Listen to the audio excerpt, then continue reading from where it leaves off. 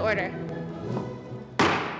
Today's Pledge of Allegiance is by Holland Burkett, William Key, Rochelle Ariano, Italia Estrada, and they are from Dora Moore Elementary in Denver, Colorado, and they are guests of Representative Herod.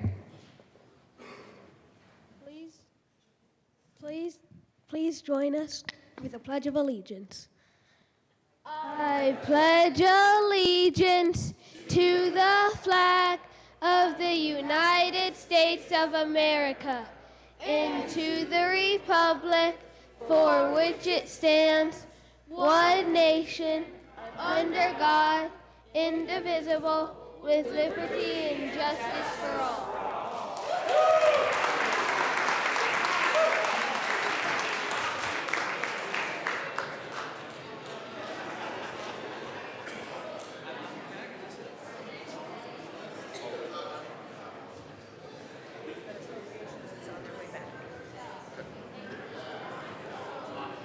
I didn't know that because Copa Rubius had it. Did you try it?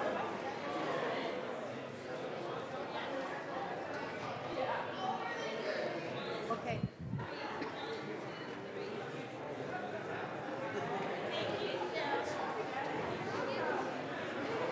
Mr. Rana, please call the roll. And Appropriations Committee members are excused, but I know they just ended, so it sounds like they're on their way over here.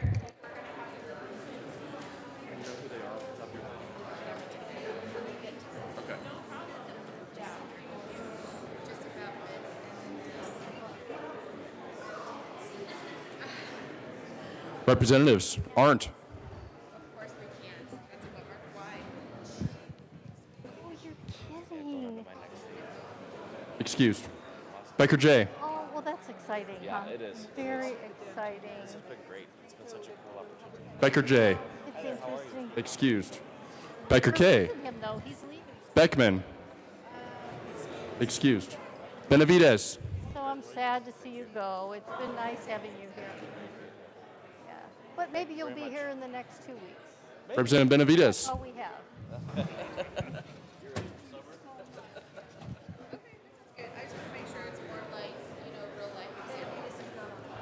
Excused. Bridges. Buck. Buckner. Carver. Catlin. Coleman. Covarrubias. Danielson. Excused. Escar. Everett. Representative Benavides is present. Everett excused. Exum. Foote. Garnett. Excused. Janal. Gray.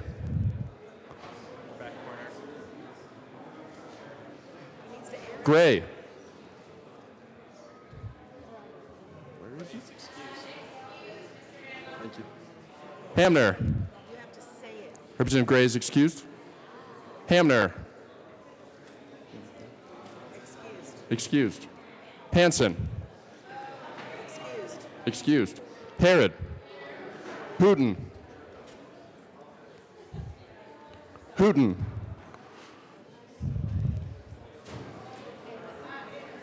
Excused. Say excused. Representative Hooten excused. Humphrey. Humphrey. Yep. Jackson. Kennedy. Kraft-Tharp. Excused. Excused. Landgraf. Representative Hooten is present. Lawrence. Lebsock. Lee. Representative Hamner is present. Lee. Representative Everett is present. Props.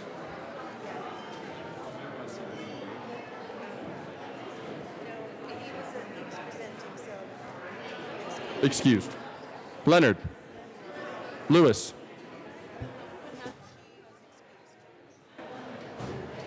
Excused. Liston. Lontine. Lundeen. Lundeen.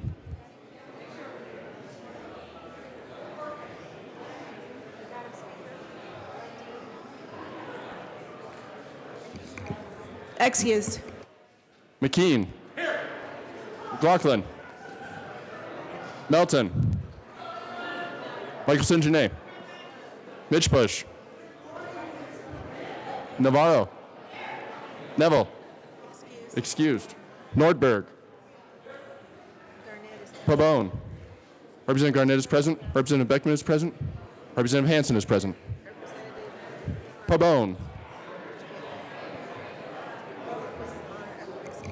Excused. Pedersen. Rankin. Excused. Ransom. Rosenthal. Sane. Salazar. Sias. Singer. Thurlow. Valdez. Van Winkle. Representative Pabon is present. Van Winkle.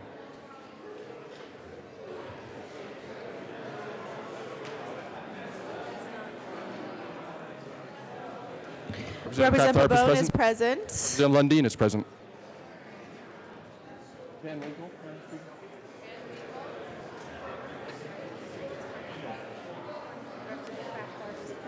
I said it.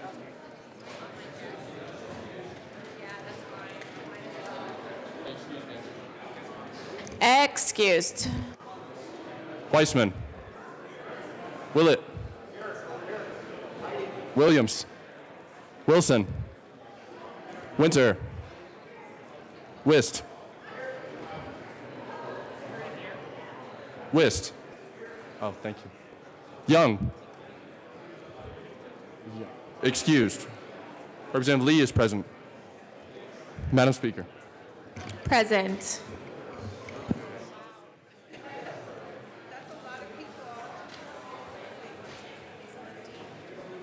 Yeah, I announced Representative Jay Becker is present. Minority Leader Neville is present. Just let me know about the other.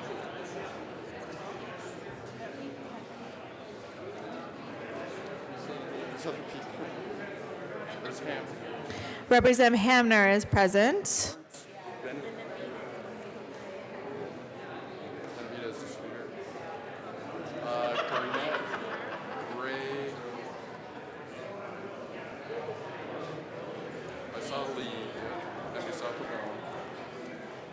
Representative Lee is present. I think that might be it. Gray, Lewis, Rankin, Winkle. All right, well, with 58 present and 7 excused, we do have a quorum. Representative Michelson Janae.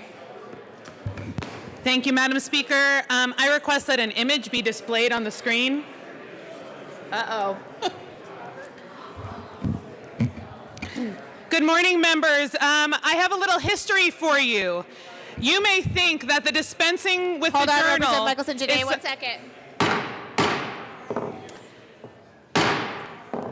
Representative Michelson Janae. You may think that the dispensing with the journal is something that, is unique, perhaps. But here I have an article from Tuesday, February 12th, 1867, as displayed on the screen, regarding dispensing with the reading of the journal. The Cincinnati Commercial, a newspaper, tells the following on the authority of a correspondent in Somerset, Kentucky. Quote, "A member from one of our mountain committees full of conservatists and a strong advocate of the Louisville Journal, each morning as he would take his seat in the House as business opened, would commence reading his favorite paper. And about the same moment, some member would move to dispense with the reading of the journal. And our mountain member would lay down his paper. He stood this for some time, but rising from his seat one morning after the usual motion, he exclaimed at the top of his voice, "Mr. Speaker, I've sat here in my seat for more than a week and submitted to the tyranny of this House. Somebody every morning moves to dispense with the reading of the Journal, and I've lost every paper I've bought for a week. And no man has ever moved to dispense with the Democrat or commercial. And Mr. Speaker, I won't stand it any longer, Mr. Speaker." Here, the balance was lost in the general laughter.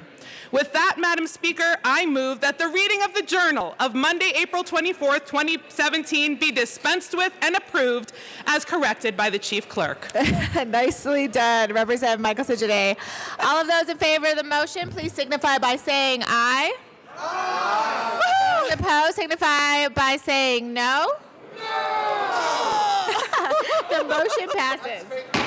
Announcements and introductions. That was so clever. That was very clever. Madam Majority Leader Becker. Thank you, Madam Speaker. Members, there's a yellow piece of paper on your desks. It has to do with open enrollment. Hold on, Madam Majority Leader. Members, I know there's a lot going on, but we have some important announcements and introductions. Madam Majority Leader Becker.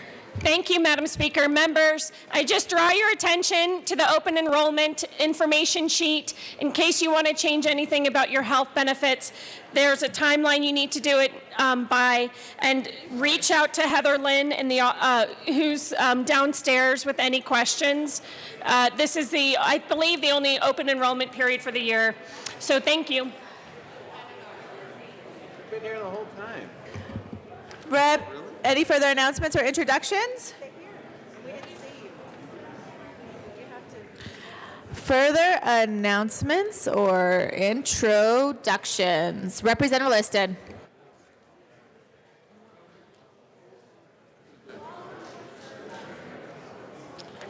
Thank you, Madam Speaker. Madam Speaker, having spoken to the minority leader and the majority leader, I asked to be excused this Friday, April 28th. Ask for permission to be excused. Representative Liston, you are excused. Any further announcements or introductions? Going once, going twice. Oh, I have an announcement. Thank you, Marilyn. On Senate Bill 184, the Senate did not concur in House amendments and has requested a conference committee be appointed. The House conferees are going to be Representative Dan Pabon, Representative Mike Foote, and Representative Van Winkle. Thank you. Further announcements or introductions? 1 minute. Okay. We will stand in a quick recess, hopefully.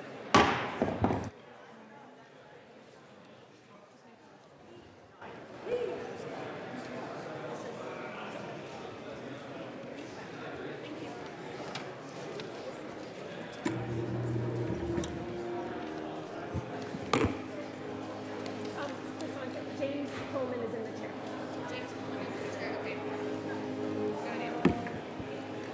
The House will come back to order. Wow.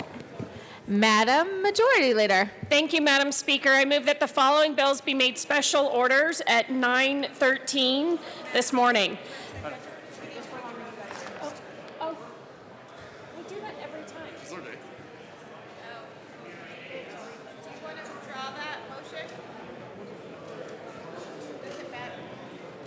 Reports of committees of reference. Committee on Appropriations, after consideration on the merits, the committee recommends the following bills be referred to the Committee of the Whole. Favorable recommendation. House Bill 1307, House Bill 1336, Senate Bill 221.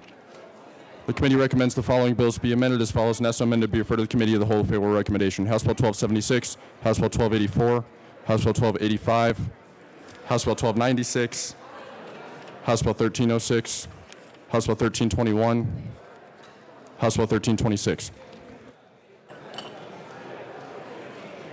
Thank you very much, Mr. Randall. Madam Majority Leader, would you like to remake your motion?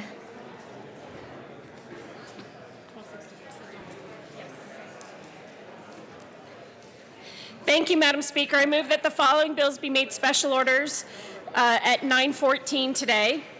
House Bill 1320, House Bill 1226, House Bill 1284, House Bill 1285, House Bill 1296, House Bill 1306, House Bill 1336, House Bill 1340, House Bill 1317, House Bill 1302, House Bill 1331, House Bill 1275, House Bill 1248, Senate Bill 218, Senate Bill 221, Senate Bill 239, Senate Bill 217, Senate Bill 219. Madam, you said instead of 1276, you said 1226. Oops. It's 1276. And my apologies, I said 1226, I meant House Bill 1276.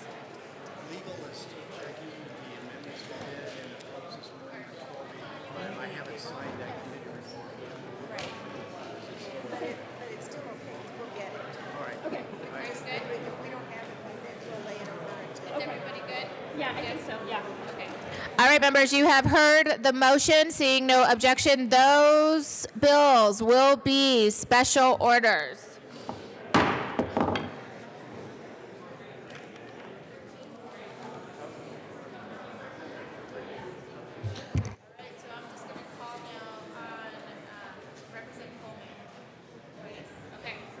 Representative Coleman.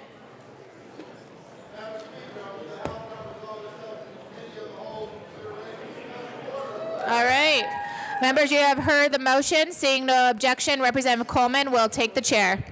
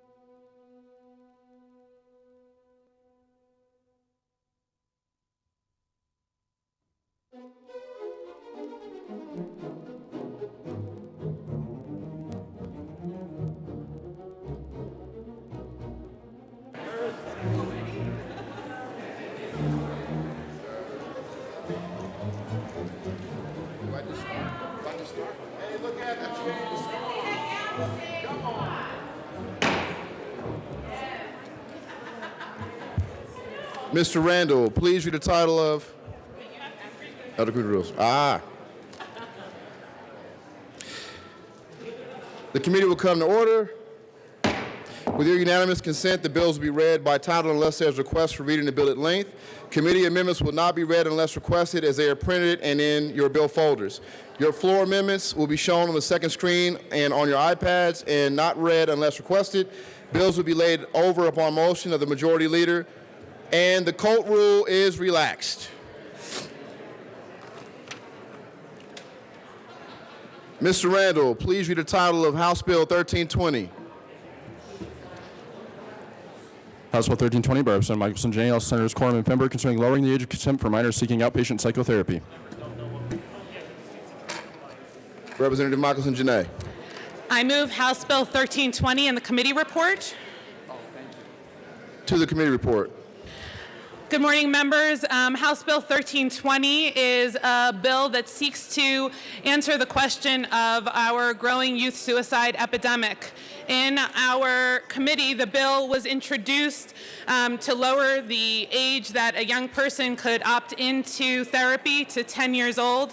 After a significant amount of stakeholder work, we increased that age to 12. We also added an immediate parental notification if there's any indicated suicidality. Is there any further discussion on the Public Health Care and Human Services Report? Seeing none, the question before us is the adoption of the committee report. Those in favor say aye. Those opposed say no. The committee report passes. To the bill. Thank you, Mr. Chair. So as discussed, this bill would provide easier access for our young people to seek counseling if they are facing a challenging situation, primarily in the middle school years as they're developing and growing. Is there any further discussion? Representative Humphrey. Thank you, Mr. Chair. And we had a good conversation on this bill in committee last week, and I was an emphatic no vote. I think that was what the words that I used. And I have nothing but love for the bill sponsor, but as far as the bill is concerned, I really have some very strong concerns. I think there has to be a way to do this without overriding the parent-child relationship. I mean, that's what this comes down to for me, is parental rights. And my issue with the bill was, it was amended, and there was some duty to warn language plugged in there. It was amended to raise it from 10 to 12 years of age. That's still a very young age at 12. The substance of the bill, if you have the, I don't think I have an engrossed version, but if you look at the introduced version, nothing was changed. The main substance of the bill is the bottom of page 27, number 2, and continues over to line 16 on page 4. And that entire section, there is not one mention of suicide. What it is concerned with is psychotherapy services without the consent of or notification to his or her parents, legal guardian, or to any other person having custody or decision-making responsibility. So that's a very, very troubling language for me, that any outpatient, and this is just outpatient, not inpatient, any outpatient therapy can be given to the child without the parent's knowledge whatsoever. And so to me, that just raises all kinds of issues. Why is that necessary? And it comes off certainly as though the parents are the problem, and it's an end run on the parent's authority in that relationship. Now, sometimes that relationship isn't good, I understand that. But for that to be the blanket across the board approach to every parent in the state of Colorado is absolutely the wrong way to do this. So I would ask the sponsor why that needs to apply to all parents in the state of Colorado across the board in that kind of a fashion. Representative Michelson-Janae. Thank you so much, Representative Humphrey. And I thank you for the manner in which you conducted your questioning and all of that participation and dialogue. I do appreciate it and recognize it.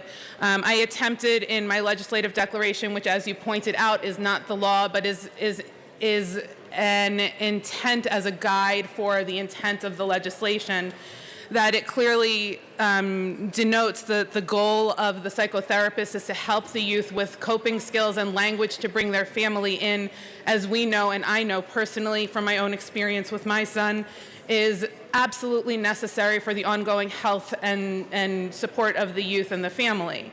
As far as your question that you posed at the final today, why should this apply to all parents?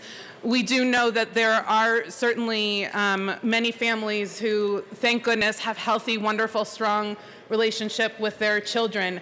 I wouldn't see that those children would even be in a position where they would be seeking such support, which would primarily happen in a school setting with a school-based health center or with a community health center. But where there are those children who are unfortunate in their relationships, or there are children who aren't even unfortunate with their relationships, but in that age of middle school, which this primarily encompasses struggle with the words to use and their own embarrassment and discomfort, I would rather see that they would get that support and that counsel from a licensed professional that is regulated in this state, as opposed to from their peers, or worse, not seeking counsel and trying to figure this out on their own. Sometimes this world can be scary for a young person. I certainly am not seeking to separate children from their parents at all. I adore my children. I know that we all adore our children. The goal here is to remove that barrier of entry, which may even just be perceived for a youth, that they could get help and that they could get onto the path that they need that would be a strong ongoing support for them with their parents. If we do not provide that for all children, those children who are the most at need wouldn't have access, and hence that's where this legislation attempts to go. Representative Humphrey. Thank you, Mr. Chair, and thank you to the bill sponsor for coming up and addressing those concerns. I would just simply say that when I read the legislative declaration on the bill, it states mental health providers would further have the opportunity to help these youth build healthy connections with parents or legal guardians by increasing communication, strengthening the bond, so on and so forth. But it doesn't really say that the therapists have any contact with the parents or have any knowledge that the therapy is going on. That's simply something that's discussed in the context of the therapist-client relationship during therapy. So I think that's a different thing, although I understand, I appreciate that that's what you'd like to see happen, but I don't see that in this bill. So that's a concern. And again, I understand the concern about suicide, and that's repeated several times in that legislative declaration. But where the actual law is concerned in the bill, there's nothing about that. It's just simply a bill about excluding parents from that whole relationship. And I still continue to think that's really troubling, and that is the heart of the issue as far as I'm concerned.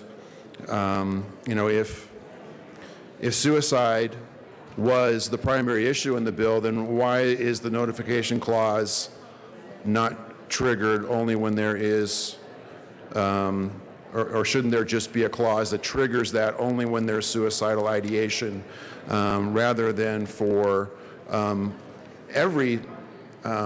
any form of mental health contact is included in this. So the parents are excluded from anything, any kind of mental health screening,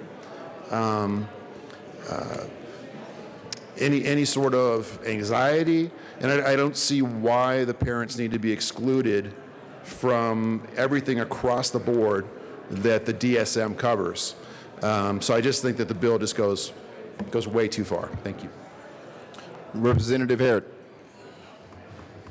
Thank you, Mr. Chair. It's an honor to serve with you and to see you up there looking good. Honor to serve with you as well. Thank you.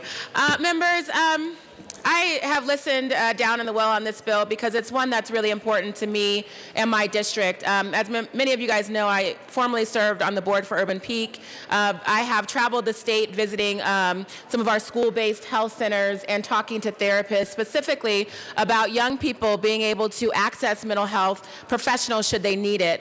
We've got young folks right now who are questioning things like their sexual orientation, young folks who have been victims of sexual assault. They have been victims of abusive homes, as well as other things like what was discussed earlier, which is thinking about suicide. Members, we have been in a popular discussion a lot right now about a TV show that is very popular amongst our young people called 13 Reasons Why, where suicide is being discussed at length and and very much in to our young people through TV, through social media, and other things.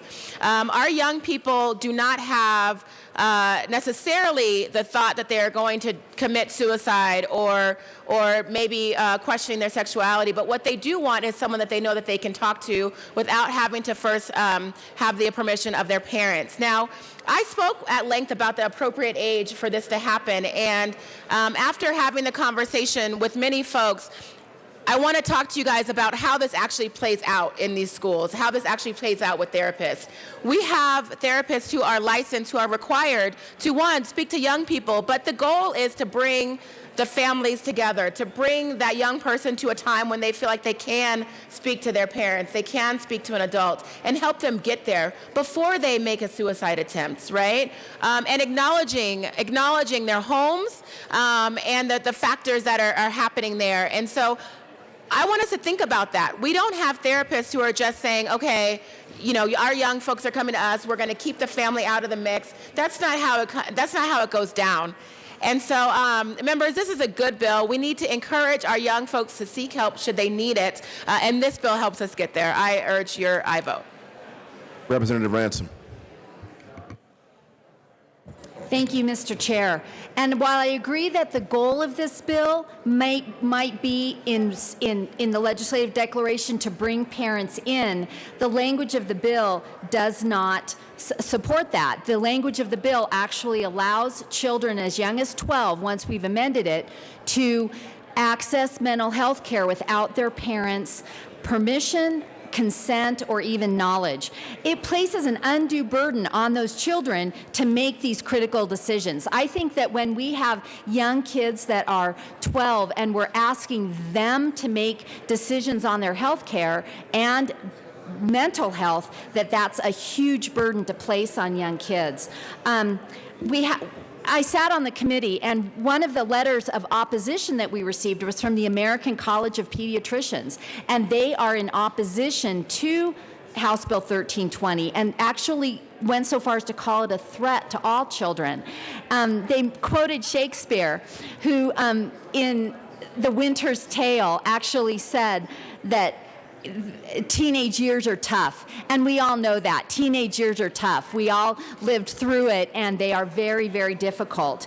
And I do applaud the sponsor for her desire to prevent suicide of teens and everybody else. But I think that this bill, which allows children, even though it allows children to access mental health care that they might need, they should be able to have the parents' support and backing when they go. I do also know that I received a lot of emails from constituents on this begging me to vote no on this bill. I don't know how many you all were getting, but I received a lot of emails that were concerned about their children being able to access this mental health care. One of the emails I got even said that there's a sign in her dentist's office that says they will not even do a teeth cleaning on a minor without the parent present. Yet we're going to go let these children go speak to mental health professionals about their future, about everything without the parents even knowing they're there. We won't clean their teeth without a parent being there, but we will let them access mental health care. There's also a study that was won out by the Nevada Government Suicide Prevention Organization that stated that most children and youth, despite their appearance or attitude, desire close relationships with their parents.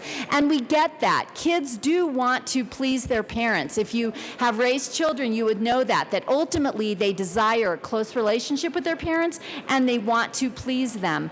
And I'm just afraid that this bill, despite the very, very honorable intentions of the people that have brought it to us, I just think that there would be unintended consequences with young children going to seek mental health and then parents not knowing what is going on with their kids. So I think that we could have some very dire consequences if this bill should pass. I do urge a no vote. Representative Singer. Thank you, Mr. Chair. Members, let's talk about what we heard about in committee. And let's talk about the American College of Pediatricians or Pediatrics. This is a group of about 200 to 300 pediatricians that have been designated by the Southern Poverty Law Center as a hate group, as an anti-LGBT organization. Think about the prevalence of suicide in our schools right now. Why are kids doing it? They're marginalized, they're isolated, and they can't reach out for help. Well, who are the most marginalized, isolated, and who are the least likely to be able to reach out for help? It's our LGBT community, it's communities of color, it's people who don't know where to reach out when they're searching for their own voice. And so when this group says that this is a bad thing, maybe this bill is actually a good thing. Because this group does that very thing, marginalizes people who don't follow certain tenets that go against their own organizational values. It's a pretty scary thing, folks. And let's talk about what actually happened in committee in terms of reality, because you know what? The bottom line is that parents and kids and professionals should be able to work together. At the same time, we know that as well-meaning as all of those three groups are, there are horribly abusive situations that happen every day. We heard from a child who was beat because she couldn't cover up her bruises in front of her teachers and was beat again. And then when she sought help, and her parents were aware that she sought help, her father unceremoniously dumped out the psychological medication that was balancing her out in front of her. That's the sad reality of this. That's the sad reality of the situation. So are kids running to psychologists, and are psychologists lining up to talk to kids without their parents' consent? Absolutely not. There is a Mental Health Practice Act that very carefully defines what happens when psychologists talk to minors. This bill only changes the age at which that conversation can start. That's it. This happens in other states, and we haven't seen the dire consequences that we're talking about. But there is an opportunity here. There's an opportunity to turn the dial back on suicide in the state of Colorado. We don't want to be known as the nation's leader in suicides, especially teen suicides, and that's where we're getting to. So we can either get off the sidelines and do something. We can pass this bill and allow those conversations to start, and then allow those professionals who are guided by professional rules, regulations, and ethics to take the right steps. Or we can follow the advice of a group that has been determined to be a hate group by the Southern Poverty Law Center. I encourage an aye vote. Representative Leonard. Thank you, Mr. Chair. I rise in opposition to this piece of legislation, not of course for its intent, because Lord knows we want less suicide in Colorado, teenage or otherwise. I know we live in a culture of death, and it gets larger. Whether it's our youth before they're born or after they're born, or our elderly, there's no reason why we should ever make death luring. And Hollywood will always do it, but this bill has a wonderful intent to be able to surround children that are at risk or having hormonal issues like all teenagers do. When they enter an age of questioning and knowing that they're not children, but yet they're not adults, and they're reaching out for decisions, and they need a strong support group. And that's the number one reason for a family, for siblings, for parents, for friends, to be able to surround themselves with a troubled teenager and help them out. When we encourage these youth that are looking for answers and looking for a support group to turn to others outside their family, professionals that are paid to enter into a temporary support group for them. It's actually more destabilizing them in the long term. It may solve problems in the short term, but we care about kids turning into adults in the long term. So when we encourage that, we can't project what's going to happen. You may have heard some testimony, don't worry, we've got to do something because we haven't had a problem in the past when it's been 15 years old. But lowering it even down to 12, we will have encouragement by other professionals to say, I'm your dentist. If you've got some troubles, you know, you can go see someone without your parents. And you heard testimony, it's true. For my children, I have to physically be there for them to have their teeth cleaned or given approval on an x-ray. And yet, more serious, we're going to have someone who of course will care professionally, but not familially. They won't care about that child. That child is a client to them. And they're not ultimately responsible. Even the state recognizes that we, the parent, are responsible for our own children. If we're going to encourage our children to avoid getting in a culture of death and not view suicide as something that they should embrace, but instead they should help their fellow friends avoid it, we need to focus them back on their families. Now, there's always going to be horrible stories about the 2%, the 3% of the families that are not taking care of their offspring, of their spouses, of their siblings, neighbors. We hear it all the time. It's a fallen human nature.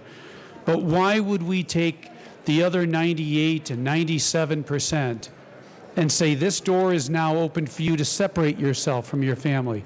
The bill tries hard to say, well, but our goal is to reunite with the family.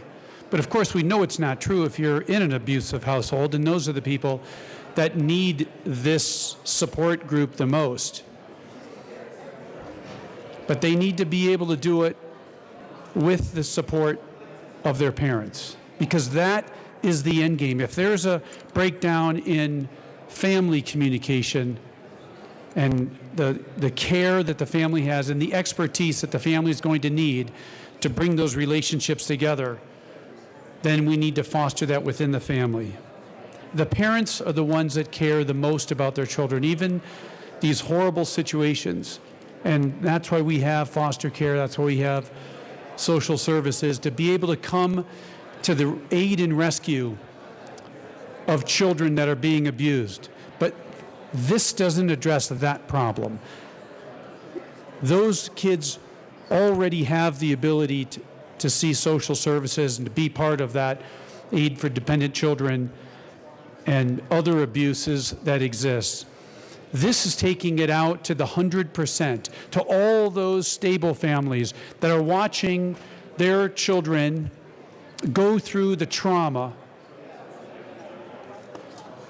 of teenage years and yet now have an avenue like TVs or movies or video games, but that avenue doesn't bring them into the family, doesn't solve their problem, and actually gives them this temporary support group. I urge you to vote no on this because it has far more unintended consequences that are more dire than the resolution it seeks to solve. Thank you. Representative Hooton. Thank you, Mr. Chair. Nice to see you today. Members, I rise in support of this bill. There are two, I'm involved in a number of charities in Boulder. Two of the ones that are very dear to me are Attention Homes, and they provide housing and services for runaway youth and homeless youth.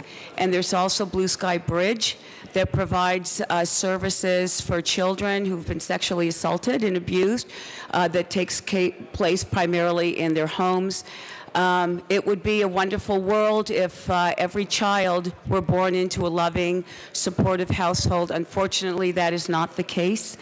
And just a week before we heard this bill in public health, we also heard a bill on child welfare caseworkers and the level of PTSD that they experience and the very high turnover because of that. We heard the most horrifying stories about circumstances that children grow up in. One case in particular was a call to a home where a 5-year-old child was chained to a doghouse with a metal collar around his neck. He couldn't stand and he couldn't speak. He could only bark. That was just one of many stories that we heard. So that was the week before we heard this bill. I think in households like that, when a child attempts or even considers speaking to someone outside of the home about trauma that's occurring in the home, they know they're risking their lives. And all this bill does is provide an avenue for a child to have a conversation with a mental health professional.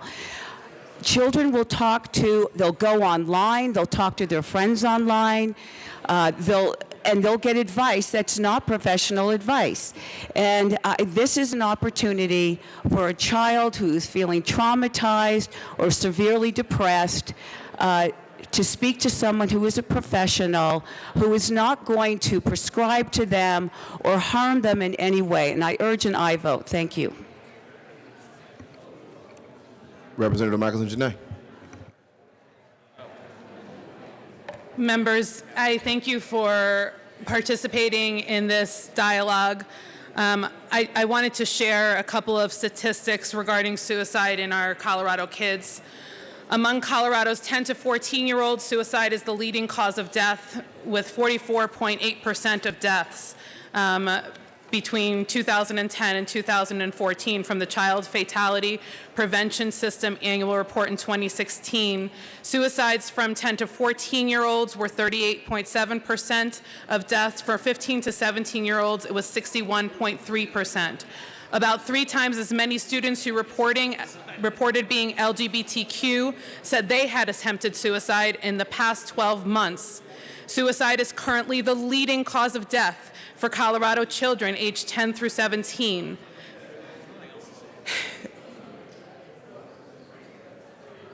Our youth deserve to have their voice heard, to have an opportunity to seek good counsel, and to make choices that are for their health and their well-being and their future, including with a loving family.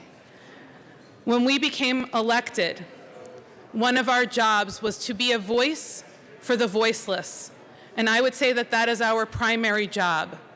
So we stand up for those youth who don't have the strong family system around them that many of our children have. I strongly urge an aye vote. Is there any further discussion? Representative Leonard. Thank you, Mr. Chair. I appreciate all of our concern for these horribly tragic, evil cases that we have heard and seen, and we have seen before in the history of the world. We'll see again. Evil exists in the world. We hate it when it's in front of our eyes, and especially tragedies and horrible crimes committed against youth are by far the foulest of all. And this bill does focus, without question, on those 2% of how do we get those children that are locked in a horribly abusive relationship to be able to break out and have some sort of a support group that can come to their rescue. And for the history of mankind, we have focused on being able to attend to these children in a variety of ways. And I applaud if there's solutions inside this bill for some of those. It's definitely a good thing.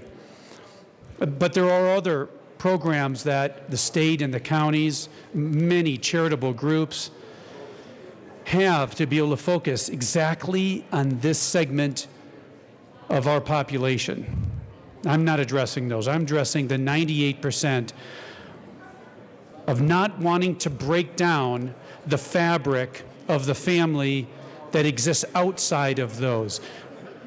The next curve of those children are the ones that are coming from families that don't know how to be able to instill that support in their kids, and their kids are going sideways, and they're torn with jobs and commitments and everywhere else, and they're not giving their kids attention. There isn't a parenting magazine out there that doesn't say the number one thing you can do for your kids is give them time. And we all struggle with that. We all struggle with the balance of how do we weigh all of our commitments with our number one commitment to be able to raise our children well in a moral way so that they're contributing members to society and they build a strong family. This doesn't help that family, because what this does is this pulls that child away from the family rather than toward. And yes, that counselor that child may seek may say the first thing we're going to talk about is how you need to tighten things up with your family. That could happen with another 2%. But what's already inherent in this bill is the idea then instilled immediately on the children and on the therapist that these children are now the property of the therapist. That's the focus. The therapist is immune from any kind of prosecution. So immediately we have set up a secondary parent for these kids. As they come in there, they're now torn with this adult figure. They know they now have legal rights. They're young. They're 12 years old, 13 and 14. And they're wondering exactly what they should be seeking here. And that counselor is giving them advice, much of what could be good. But what they're already telling them is, you're seeing me outside of the purview of your parents. You know, we don't do that in law. We can't question a minor without a parent there. We can't do that in all the medical field, in anything else. And now suddenly we're going to take the most vulnerable children, teenagers, at their most vulnerable stage and tell them it's okay for you to shun your parents. This is a solution that can be done outside of your family life. And you're coming to me covertly, and I'm supposed to be helping you as a therapist, totally immune from any backlash of the parents. There's an immediate conflict that's set up. Because if you don't think it would be a conflict, the parent would be taking the child right away to the therapist and saying, let's, the three of us, sit down, as you heard before. Let's bond our relationship as our family and a child and use the expertise of a therapist to do it.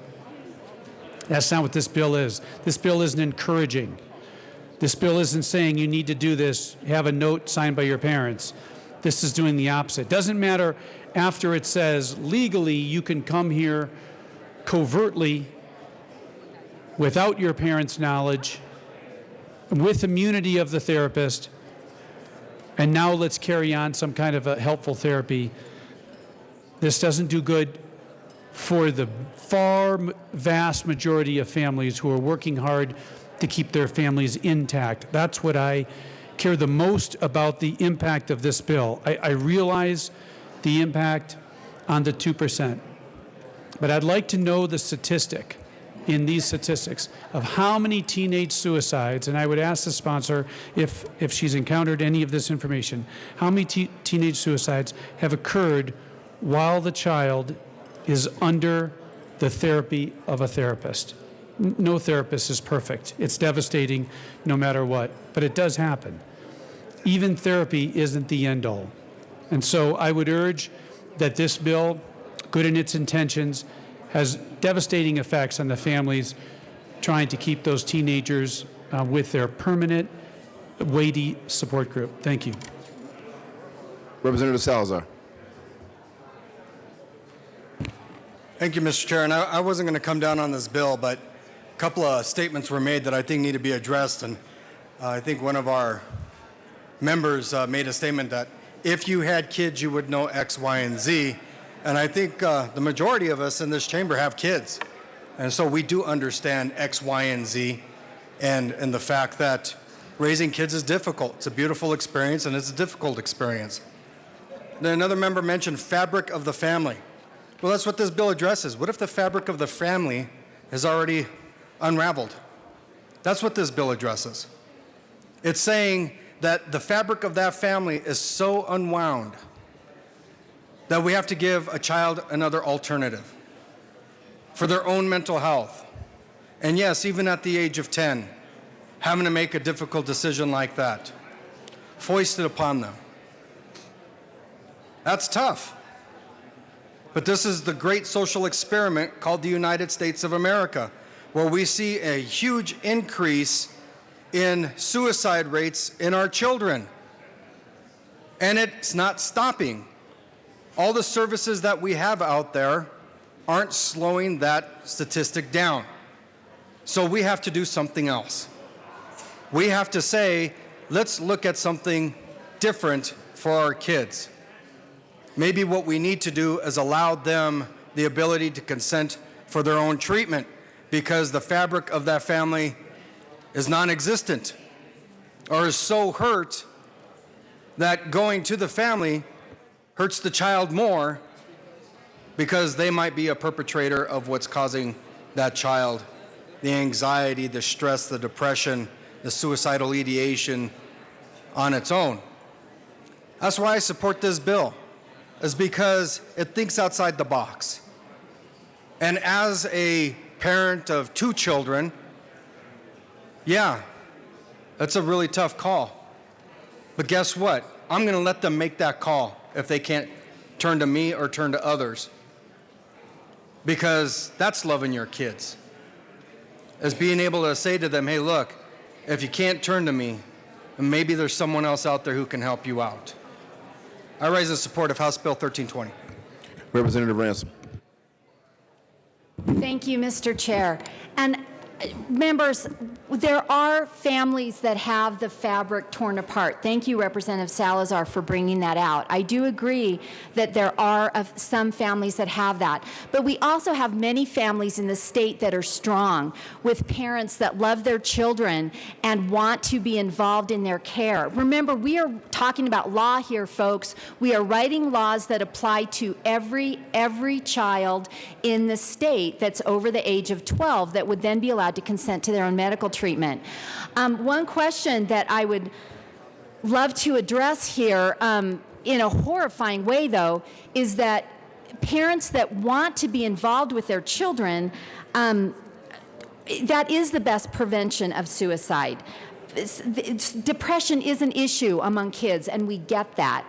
If you have a child that's depressed and that child went to a therapist at school and you never knew that that was happening, and you were living in the house with that child and thinking that everything was okay because they were keeping that medical care a secret from you, think of the horror that would strike you if you found that child hanging in a closet and you had no idea that there was depression or hurt or pain or suicidal thoughts that might be in that child. Sometimes that happens quickly, sometimes it happens sporadically, and a parent that doesn't know about it, that finds their child that has committed suicide, a loving parent, that could have prevented it by staying close, by keeping medications locked up, by making sure that the child didn't have access or alone time, that would be a huge tragedy as well.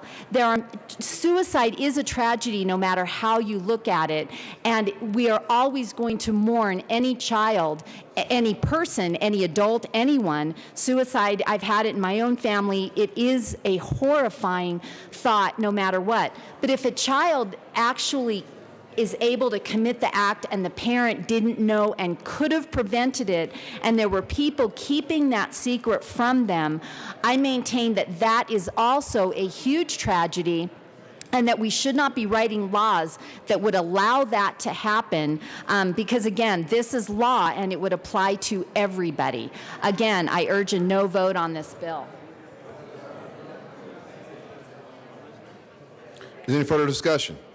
Seeing none, Representative Leonard. Thank you, Mr. Chair.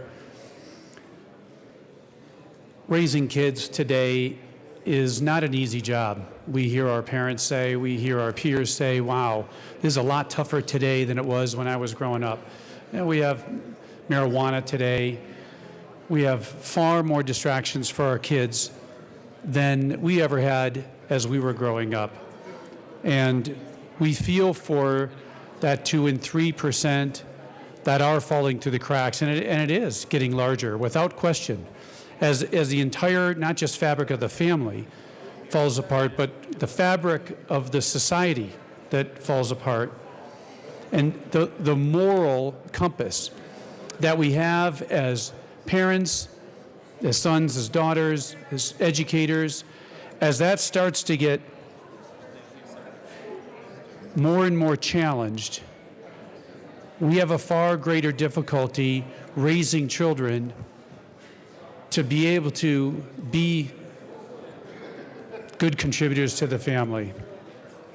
So I would say that leaving decisions to 12-year-olds to choose what's best for them is definitely an easier decision than making a tough decision. As all you know that have had teenagers, when you tell your 16 or 17-year-old, I know you're going to be out with your friends, but I want you home by 10 o'clock or 11 o'clock, or the older ones, 12 o'clock, or you can't watch TV on a school night, or you need to do your homework, or you can't play soccer unless you finish it. Those are all tough decisions.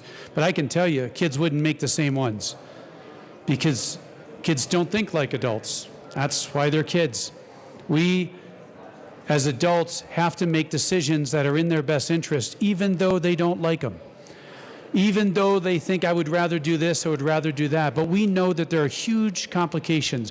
When they entertain thoughts of suicide, it's huge ramifications for them. And that is why we have to think bigger than them. Our worldview has to be greater than theirs. And that's what we're instilling in our kids as parents, that these are the values that we hold dear. And it is life, liberty, and the pursuit of happiness. It's not easy.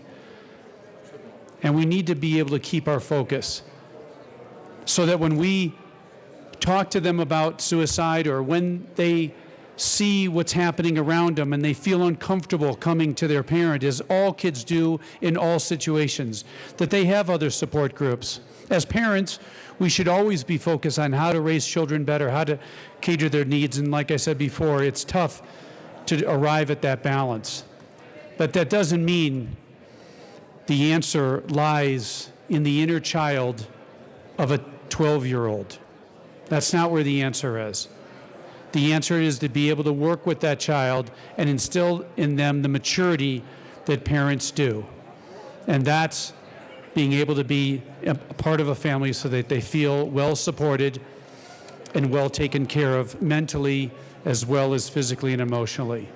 So I rise in opposition to this bill because I do feel that this is an avenue that does break the fabric of all those families that are working hard to be able to keep their families strong. Thank you.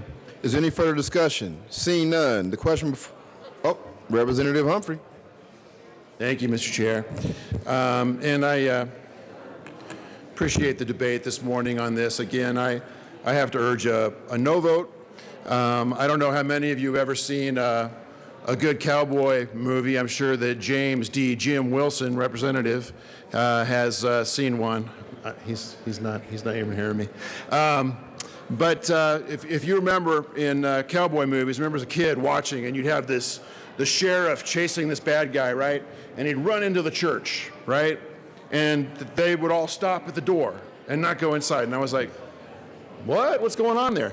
Well, what was going on there was what was known in a large swath of the Judeo-Christian tradition, and particularly the Reformed tradition, as sphere sovereignty, which is there's authority in these different realms between the state and the home and the church, for instance. And so they stopped right there because they didn't have the authority to go in there. That was not acceptable. Within my tradition and many Coloradans, it's just not okay for the state to just go ahead in any routine counseling situation to exclude the parents. If there's something where a child is at risk, that could be a different situation, obviously, and I think that a court order should be involved for that sort of thing.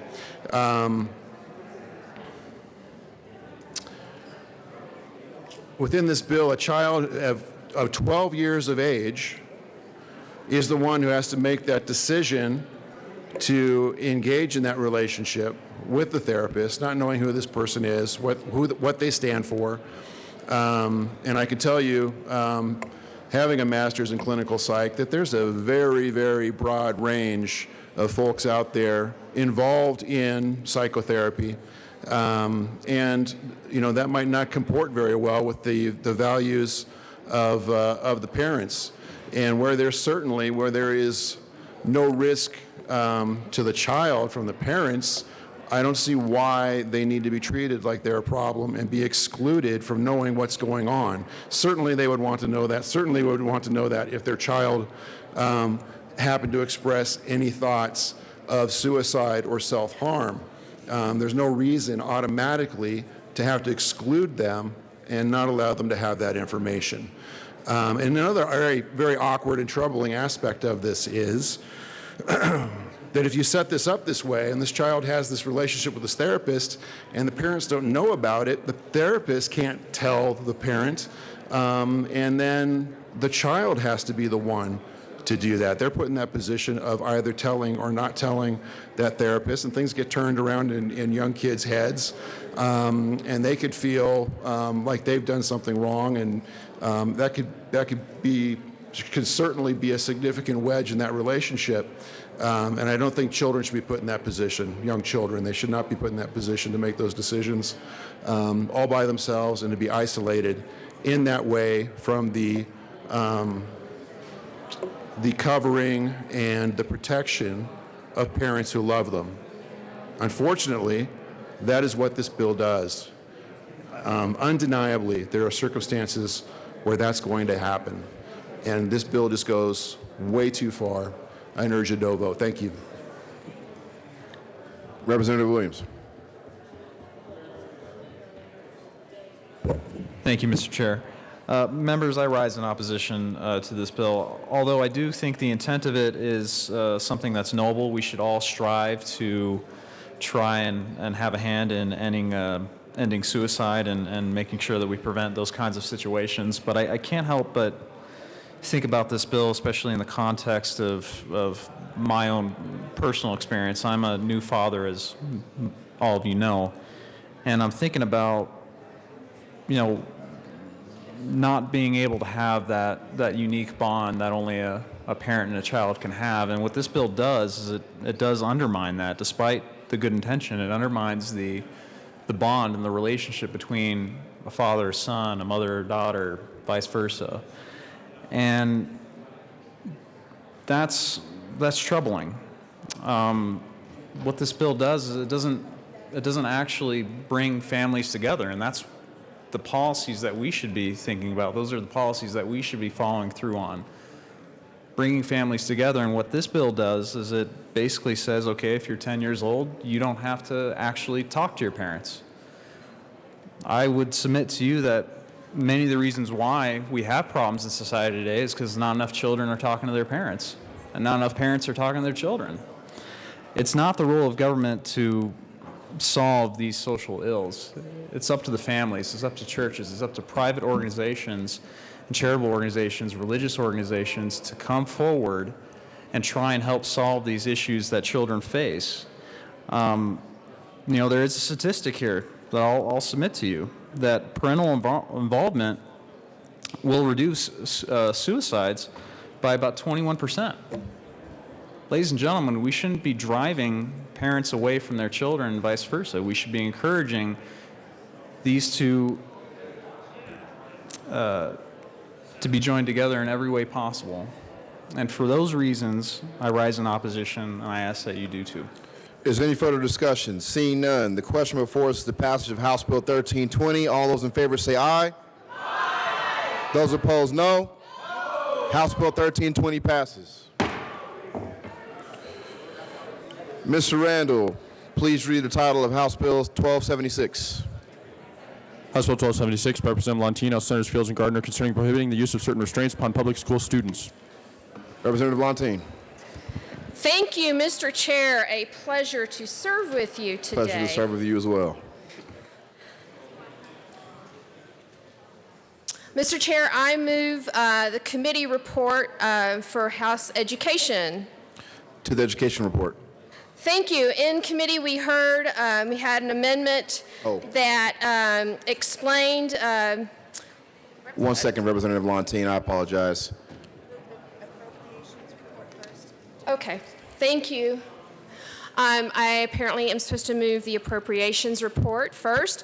So today in appropriations, the committee moved J001 to appropriate the very small amount of money for this bill, and I ask for an aye vote on the appropriations report. Is there any further discussion on the appropriations report? Seeing none, the question before us is the adoption of the appropriations committee report. Those in favor say aye. Aye. Those opposed say no. The committee report passes. To the bill. To the education report. Thank you, Mr. Chair. In the Education Committee report, we passed an amendment, or an amendment was passed. I was unable to vote on it. There were questions regarding a deadly weapon in the bill, so we put in a legislative declaration explaining what that meant in current statute. We were clear that chemical restraints are not easier to use than mechanical or prone restraints. We clarified that this does not apply to DYC facilities, and we replaced Section 4, which had some reporting requirements, to be in line with what is already in CDE rule, and just merely put that in the bill. And I ask for an aye vote on the Education Committee report. Is there any further discussion on the Education Committee report? Seeing none, the question before us is the adoption of the committee report. Those in favor say aye. Aye. Those opposed say no. The committee report passes. To the bill. I just did it. Thank you, Mr. Chair. I move House Bill 17-1276. And to the bill, prone restraints means that when the child is laid down in face-down position. That is the definition I found on Google, folks.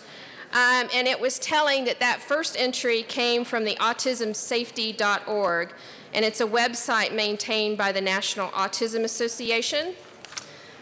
House Bill 1276 prohibits the use of mechanical or prone restraints on students, with an exception for students who are a danger to themselves or others.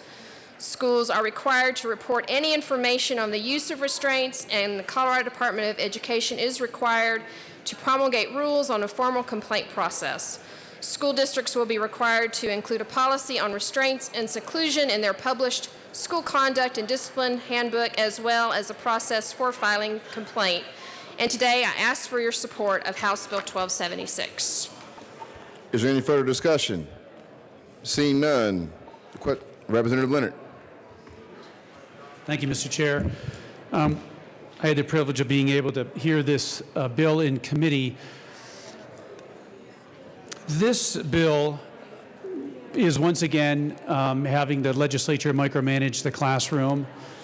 We go into the public schools here and tell trained teachers that are licensed by the state, and then we're going to tell them what they can and cannot do. And somehow, not that there may not be abuses in what teachers teach or how they teach it or how they discipline their classroom, but I think we should always assume that the teachers care about their students and that they care about maintaining order in their classroom, and that they care about all their students, so that someone that's disrupting a classroom and is of harm to themselves or to others may need to be forcibly retained. And in this prone position is the same position that law enforcement uses, because it does render a person as incapable as possible of inflicting pain, of abuse on themselves and on others, with doing the least amount of damage to themselves. And there's no question this can be abused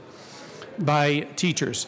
And I'm sure it has been, and it will probably continue with or without a bill. But the real issue and the solution lies in training the teachers on how to properly restrain and take control of their classroom from a very disruptive student. This is an unusual student. This would not be something that occurs very frequently. So we're again trying to solve a small problem with a very large answer for everyone. And of course, the underlying philosophy is that we, the legislative body, should micromanage the classroom. And if we have good teachers, which we do, vast many of them, we should be able to give them the authority to be able to maintain control and discipline within their classroom. And the abuses that happen need to be called out. We did see that there's reports that are done on this. The teachers need to be singled out, and it needs to end or be altered in a way that's in the best interest of the child and the classroom, the other children that are within there. So having a policy that's a law that treats everyone the same, and this is what we're going to do, and we know better than whatever happens in the classroom, is not an effective mode of solution here for our public schools. And so therefore I rise in opposition. Thank you. Representative Herrick. Thank you, Mr. Chair. And while we're debating kids in schools, I want to give a quick shout out to Dora Moore Elementary School 4th grade class up there. Hey guys, thanks for coming. Is there any further discussion? Representative Wilson. Thank you, Mr. Chair. I really wish I had a student group to give a shout out to today. Representative Lontine, I know you were well aware that I wasn't in on the debate during the committee. So the question I have is, how does this statute, should it go into effect, how does that conflict or align with 18-1704, the use of physical force in defense of a person? Representative Lontine. Thank you, Mr. Chair. And Representative Wilson, there should be no conflict. Representative Wilson. Thank you, Mr. Chair. Thank you, Representative Lontine, because 18-1704 says that a person is justified in using physical force upon another person in order to defend himself or a third person from what he reasonably believes to be the use or imminent use of unlawful physical force by that other person. Which, all that being said, simply means that the superintendent of schools, if your child is being beat upon by another child, then I would have the right under that statute to do whatever I needed to protect your child from the use of that physical force. And what I see in what you're proposing in this bill is that that would not, A, allow me to do that, or B, at best, I have to go through this checklist of, can I use physical restraint on that student? What kind of physical restraint? Could I call an SRO, which don't exist in our small schools? Could you explain to me a little bit about how I can protect your child with this statute that you're planning on putting into effect? Representative Lontine. Thank you, Mr. Chair. So we are asking that you not use prone restraint unless there is imminent threat. Actually, if with deadly weapon. So, but that doesn't prevent you from restraining. And there are numerous methods of restraining. And I think it takes more thought to think, oh, I'm going to put this person face down, than to pull somebody off, hold their arms behind their back, push them against the wall, sit them down, hold their arms behind their back. None of those things are prohibited or even mentioned in this bill. So there are many ways to prevent the use of prone restraint, and use any other restraint that you feel you need to do. And you don't have to think about that. I don't see how thinking about that is an issue. Use of prone restraint does, you can cause positional asphyxiation with that. When you have someone lying on their belly, gravity and the use of force on someone's back has caused people to, it strangles people. in a way. You can't breathe. That's dangerous. So there are numerous other ways to restrain a child, and we are not saying anything about those other ways. We are just asking that this one type that has been proven to be dangerous and is often used on children with autism under the age of 11 most often not be used. That's all we're asking. And if it is, it needs to be because that child is using or has been flashing a deadly weapon. And there's a huge list of things that could be construed as a deadly weapon. One example was given of a child who had taken a shoelace out, was pepper spraying other children, and using the shoelace as a garrote. That is a deadly weapon under our definition currently in statute. And that would not apply in this case. So. Representative Wilson. Thank you, Mr. Chair, and thank you, Representative Lontine, for that response. And I apologize for having that other bill because I couldn't hear this. So how many cases in K-12 public schools in the state of Colorado last year did we have a prone restraint resulting in bodily injury or death? Representative Lontine. Representative Wilson, I don't have the exact figures for you right now. I'd be happy to get that to you. I do have a report that I'd be happy to share with you. I will say that it is difficult because we don't have a very good way to collect data, which is also another part of the bill, to give you exact numbers. So, but I'd be happy to get that information to you. Representative Bridges. Thank you, Mr. Chair. I believe in committee, and you were there, there was a parent who came in that said that her child had had this happen to him 67 times in 1 year. So this is certainly something that happens and happens at problematically high levels. Representative Wilson. Thank you, Mr. Chair, and thank you, Representative Bridges, for that. I appreciate that. I just want to go on record.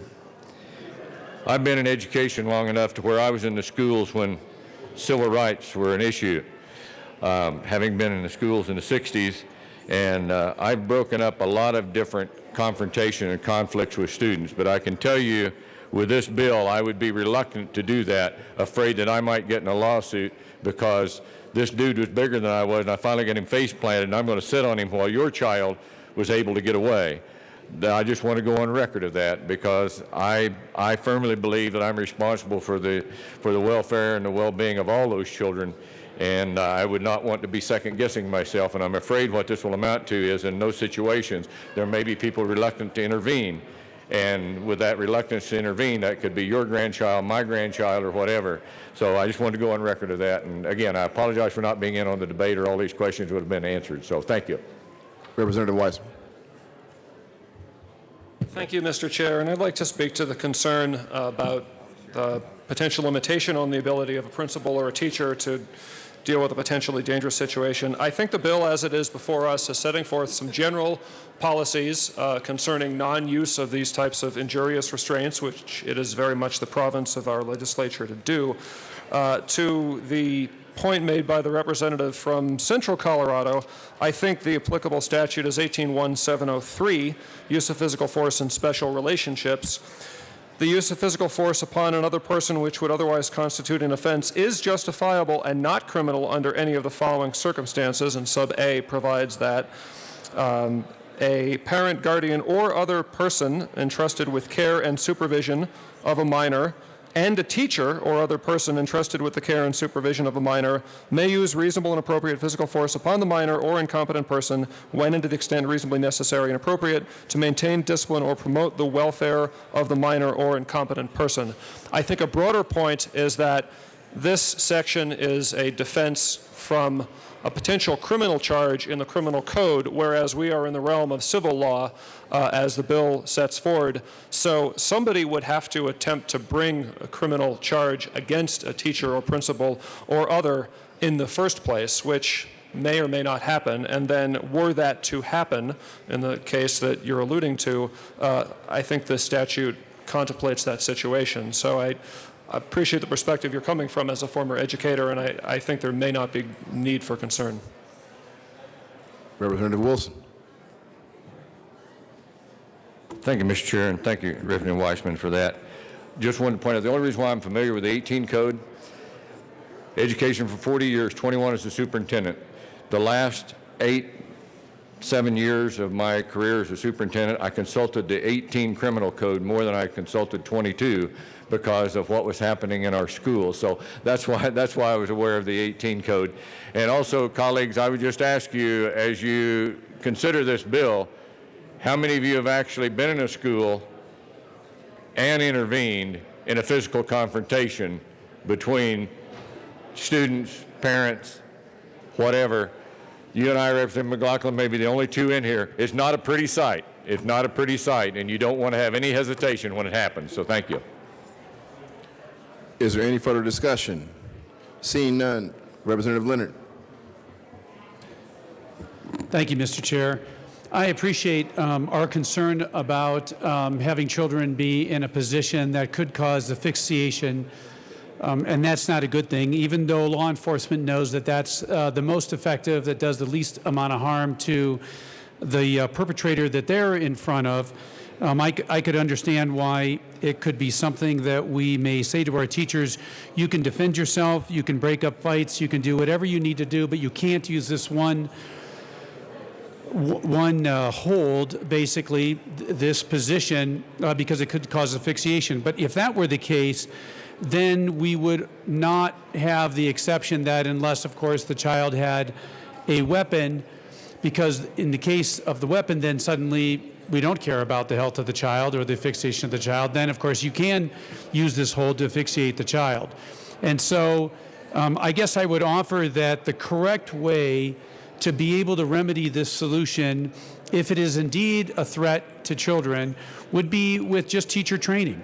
If there was a case where 67 times one child had this position used on that person, then that definitely is a case that needs to be resolved between the parent, the teacher, the principal, and even the school district.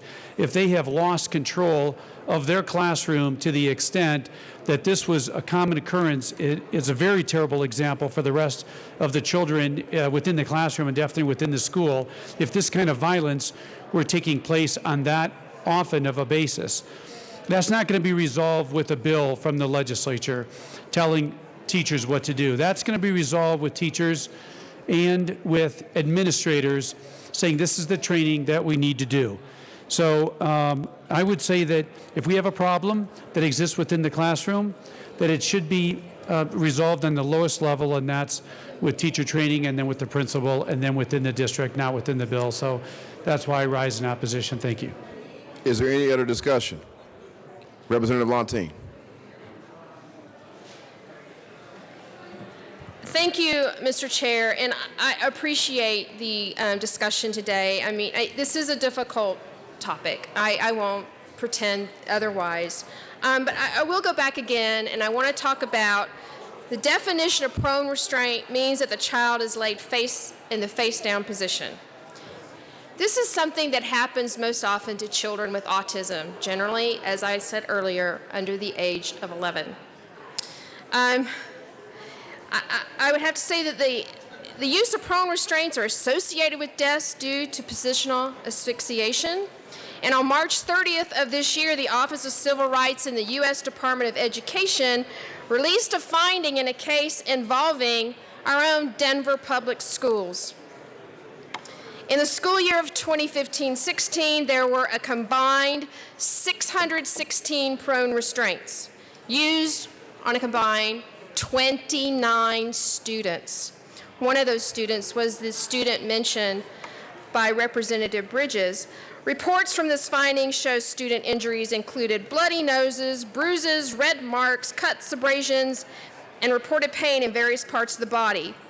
However, the records are incomplete regarding the behaviors that led to these restraints, whether the parent was contacted, staff names, and other pertinent information. This is not just a DPS problem, but That is what we have records for in this instance. Reporting and documentation is an additional concern, and the finding from OCR confirms that there is a pattern of incomplete reports. Put simply, we don't know what we don't know. In 2012, the U.S. Department of Education released an advisory document to help guide states on restraint and seclusion in schools. This document recommends that policies on restraint and seclusion should apply to all children, not just those with disabilities. Also recommending a prohibition on mechanical or chemical restraints, and that restraint and seclusion should never be used as punishment. And as spelled out in House Bill 1276, should only be used if a child is a danger to themselves or others. This is a policy that supports access to free and appropriate education in a supportive and safe environment for all kids. And I appreciate your consideration and ask for your support today of House Bill 1276. Is there any further discussion? Seeing none, the question before us is the passage of House Bill 1276. All those in favor say aye. Aye. Those opposed, no.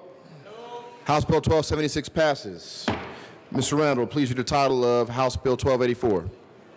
I have the next one.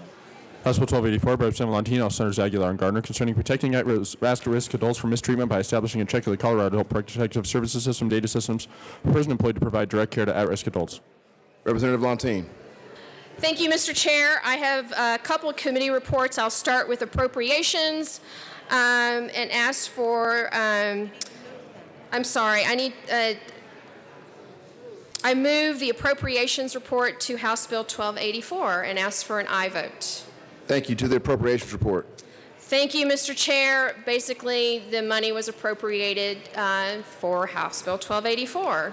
Is there any further discussion on the Appropriations Committee report? Seeing none, the question before us is adoption of the committee report. Those in favor say aye. Aye. Those opposed say no. The committee report passes. To the Health Insurance and Environment report. Thank you, Mr. Chair. I'm not sure how to do this, Representative Secretary. I have an amendment to the committee report. Okay. I move L002 to the committee report. Let me see if I can get my copy and give everyone the rest. Thank you.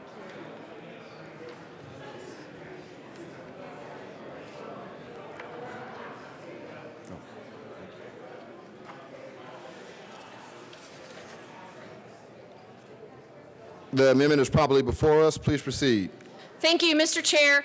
Basically, L002 fixes a technical mistake made in the committee report. Instead of 26-3-1-101, it should be -111, and I ask for an aye vote. Is there any further discussion on the amendment? Seeing none, the question before us is the adoption to the committee report, L002. Those in favor say aye. Aye. Those opposed say no. The amendment passes. To the committee report. Thank you, Mr. Chair. I move the committee report to the House Health Insurance and Environment Committee. Is there any further discussion on the Health Insurance and Environment report? Representative Valentine. Thank you, Mr. Chair. Anyone want an explanation of the committee report? Okay. Thank you, Mr. Chair. Is there any further discussion on the committee report? Seeing none, the question before us is the adoption of the committee report. Those in favor say aye. Opposed say no. The Health Insurance and Environment report committee passes. To the bill. Thank you, Mr. Chair. So House Bill 1284 is to work on our system of collecting data on people who abuse our at-risk adults. Recent news has brought to light the abuse and neglect of our at-risk adult populations, but the truth is this is not new. In committee, we heard from the ARC about a constituent of former Representative Gwen Green, who brought forth this issue after being contacted by this constituent, who is a guardian for her sister, and we'll call her Stephanie, who has a developmental disability. and is an at-risk adult. Stephanie had experienced significant and substantiated abuse at the hands of a previous caregiver.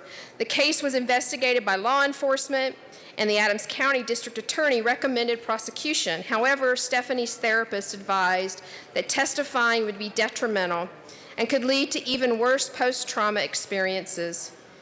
The abusive caregiver was never prosecuted.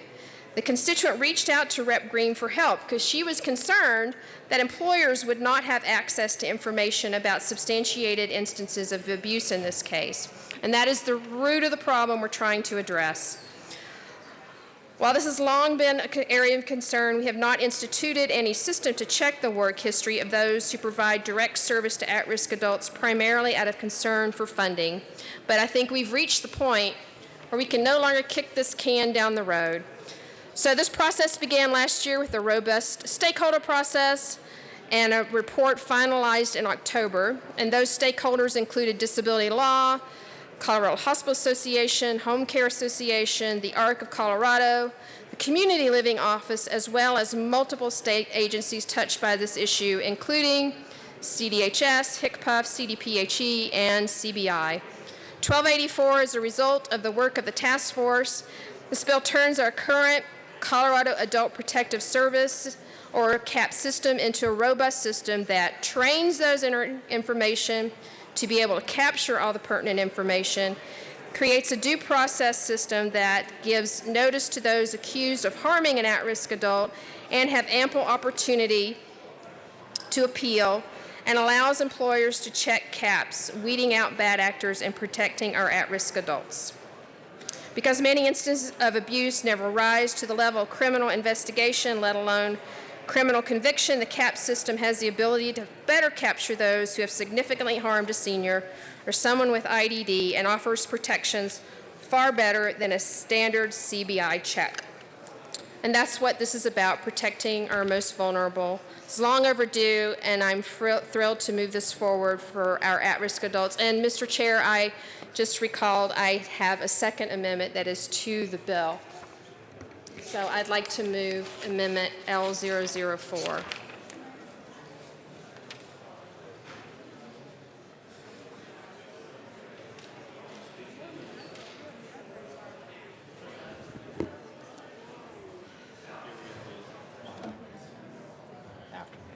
Now? I apologize, members. I should have done this first. So, Representative Lontine, 1 second. Before we go to the amendment, I failed to have you move the bill. Could you please move House Bill 1284? Representative Lontine. thank you, Mr. Chair. I move House Bill 1284. All right, the bill's been moved, and the amendment is properly before us. Please proceed. Thank you, Mr. Chair. So this clarifies the state board adopts rules on the appeals process, gives notice to perpetrators, shall be a written notice. The info and CAPs so there's already information in the CAP system and prior to this bill, will not be used for CAPs checks due to due process concerns, because those folks didn't have the ability to appeal that. And at the request of the AG's office, this makes sure that this is aligned with our trails process. I ask for an aye vote on L004. Is there any further discussion on the amendment? Seeing none, the question before us is the adoption of Amendment L004 to the Health Insurance and Environment Committee report. Those in favor say. We already did that. Representative Lontine. We already moved that. Oh, to the bill. Okay. To the bill. Okay. To the bill. We need to vote on it. Okay. We're going to vote on Amendment L004. Those in favor say aye. Aye. Those opposed say no. The amendment passes. To the bill. Thank you, Mr. Chair. I've talked at length about this. This is a great bill, and ask for your support of House Bill 1284. Is there any further discussion? Representative Landgraf. Thank you, Mr. Chair. Representative Lontine, does this get hospitals on board, do you know? Representative Lontine. Question. Thank you, Mr. Chair. I'm not sure. Okay. They have not actively lobbied against it here in the House. So and they told me that they weren't going to here, but They could change their mind. Okay, thank you. Members, I did vote against this, but I think that it is actually a bill that we need to pass. We're talking about very vulnerable people who cannot defend themselves in many cases, can't report back if something bad has happened to them. And the only way somebody knows if they're hiring is to be able to access this database, which is already in existence. It's not like we're starting a new database. We're just being able to access it. So I'm going to ask for a yes vote. Representative Van Winkle. Thank you, Mr. Chairman. And this bill does have a lot of very good things in it, and those good things might outweigh the bad things, but it's not quite a perfect bill yet. I very much appreciate the bill's sponsor for bringing the bill, for including a due process in it. That is a terrific new addition. And then, of course, the public safety health concerns that the bill sponsor and Representative Landgraf already spoke about are all very good things. It's not a perfect bill yet, though.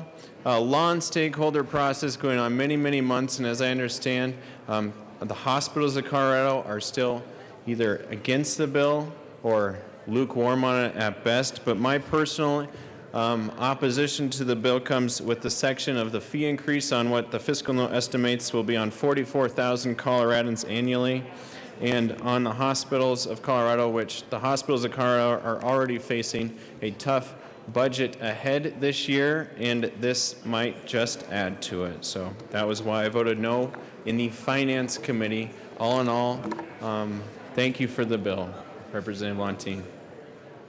Representative Beckman. Thank you, Madam Chair. Mr. Chairman. Still love you. Mr. Chairman, I'm so sorry. It's a pleasure to. You as well. You.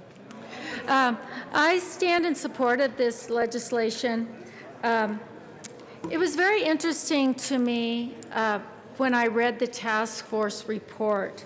It was a very large task force that was made up of a lot of the industry, the community-centered boards, regional centers, the hospitals,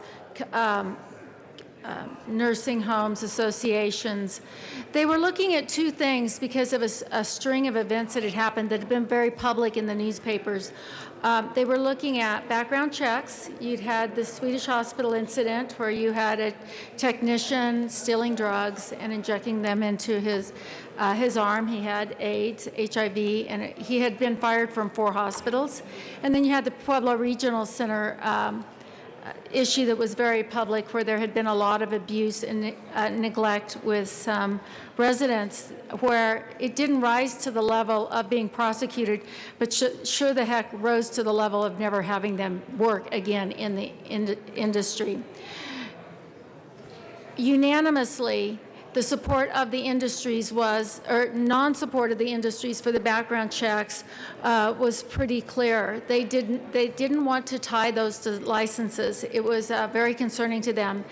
But on the other hand, their general support of this bill, maybe not the specific bill, but the general support that they needed a resource for the employee information, because you can't CORA employee information. Personnel information is very protected, and people can't get information about employers that shouldn't be working because they have abused or neglected somebody in their past job. We've seen bills with very large, like $6, $7, $8, $9 million price tags to them to tie background checks to licensures, and maybe we'll get there in Colorado. But this fiscal note for this year is like $400,000. We already have this system. It's so economical, and I know the hospitals aren't there yet, but most of the other industries that provide services for those so at risk, those most vulnerable in our societies, they want this. They want to use this as a resource. And that's why I stand in support of this legislation that is really going to be good for those who provide services. I think it's more of a service that we are providing to them. So I ask for your support. Is there any further discussion? Seeing none, the question before us is the passage of House Bill 1284. All those in favor say aye. Aye. Those opposed, no. House Bill 1284 passes. Mr. Randall, please read the title of House Bill 1285. House Bill 1285 by Representatives Mitch Bush and Lawrence, also Senators Cook and John, concerning the financing of the Water Pollution Control Program and in connection therewith making an appropriation. Representative Mitch Bush.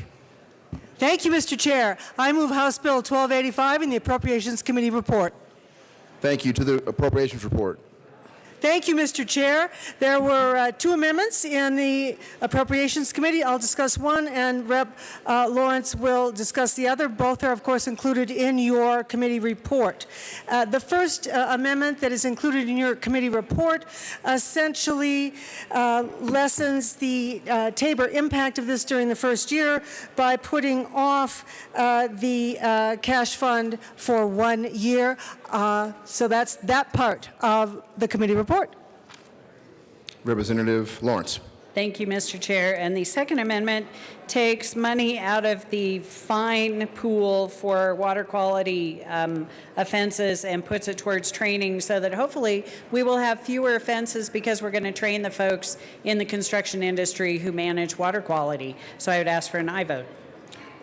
Is there any further discussion on the Appropriations report? Seeing none, the question before us is the adoption of the Appropriations Committee report. Those in favor say aye. Aye. Opposed, no. The Appropriations Committee report passes. Representative Mitch Bush. Thank you, Mr. Chair. This bill is the result of a long and very intense stakeholder process that included a wide variety of parties who are either regulated by the water pollution control permit process or who have concerns about the water pollution control permitting process.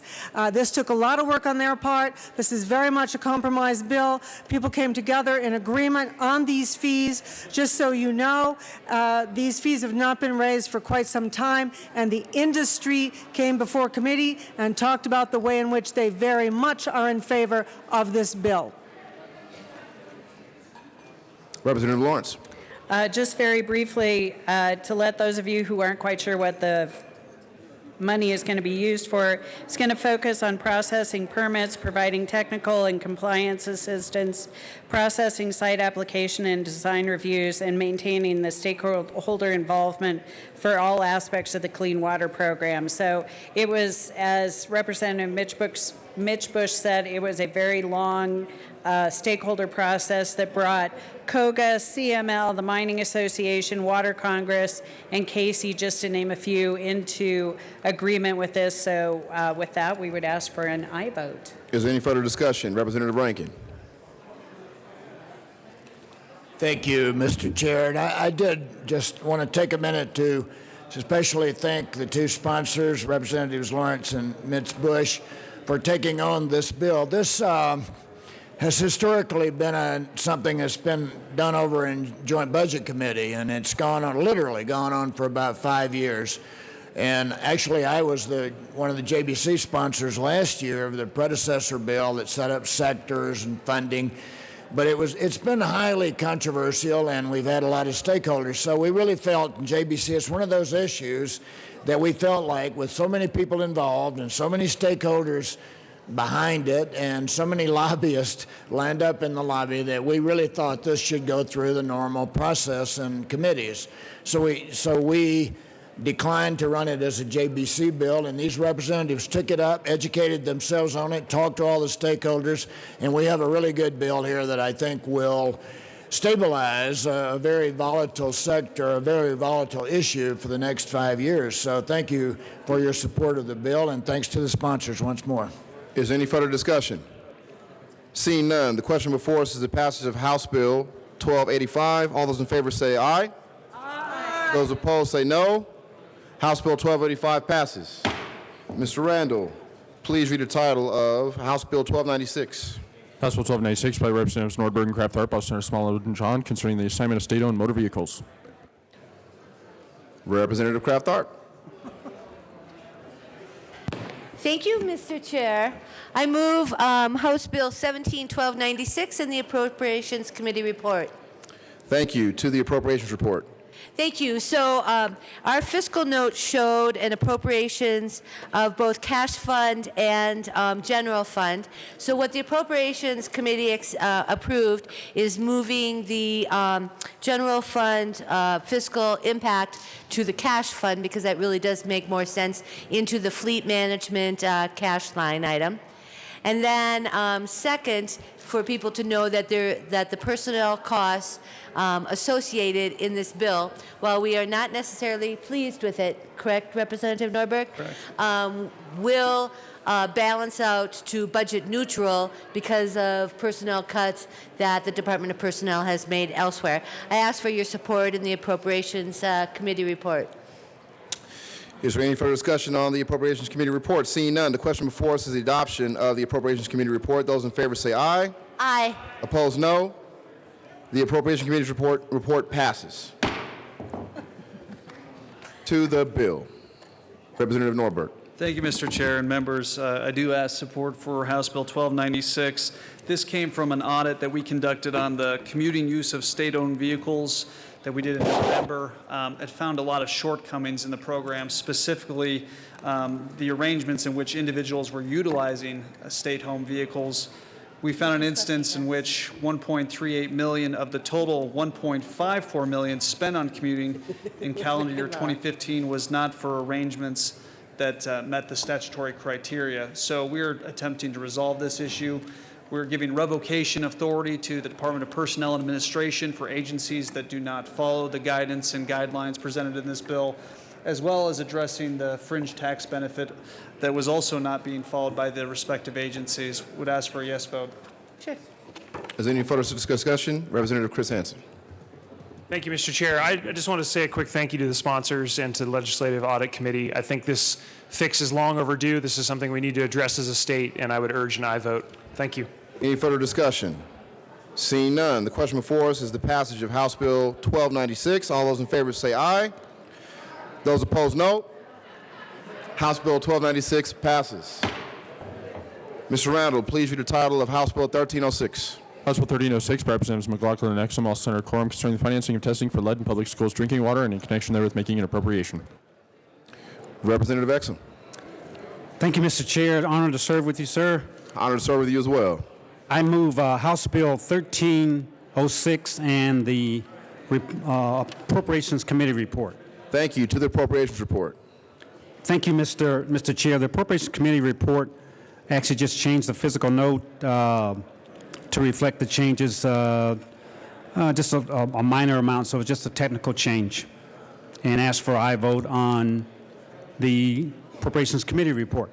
Is there any further discussion on the Appropriations Committee report? Seeing none, the question before us is the adoption of the Appropriations Committee report. Those in favor say aye. Aye. Opposed, no. The Appropriations Committee report passes. Representative McLaughlin. Thank you, Mr. Chair. It's a pleasure to serve with you. Pleasure to serve with you. This bill is to help get lead out of water in our schools. It will help schools, older schools, with the younger children first. And we ask for your support because it's absolutely a health condition for Colorado. Representative X. Thank you, Mr. Chair. And this is a 90% grant funded program with a 10% buy-in from the schools. And we think it's a good policy to help schools water safety better. And we ask for your aye vote on House Bill 1306. Is there any further discussion? Seeing none. The question before us is the passage of House Bill 1306. All those in favor say aye. Aye. Those opposed say no. Right. House Bill 1306 passes. Mr. Randall, please read the title of House Bill 1336. House Bill 1336 by Representatives Foote and Young, concerning additional protections for oil and gas interest owners subject to forced pooling of oil and gas resources. 1336, okay. Representative Young. Thank you, Mr. Chair. I move House Bill 1336 and the committee report from Transportation and Energy. Thank you. To the Transportation and Energy report. Thank you, Mr. Chair. The Transportation Committee, we ran amendments to do a couple of different things. We actually had concerns about the way the language was around threshold, and while that's still an important conversation to have, we know that the language wasn't correct, so we amended that out, and we'll have further conversations about it. The other has to do with the way we actually allow the data process to move forward as far as collecting information, and we really wanted to be sure any privileged information wasn't compromised, and so we included an amendment to fix that problem as well. I ask for your aye vote. Is there any further discussion on the Transportation and Energy Report? Seeing none, the question before us is adoption of the committee report. Those in favor say aye. Aye. Opposed, no. The committee report passes. To the bill, Representative Young. Thank you, Mr. Chair. Well, this is an important bill, members, and we heard a lot of testimony about it. It's really around the issue having to do with mineral rights and what's known as forced pooling or statutory pooling. And it actually is an effort to try to strike a balance. This bill is an effort to try to strike a balance between the needs of mineral owners who want to have their mineral rights, their assets explored, and those that for one reason or another don't want to do that.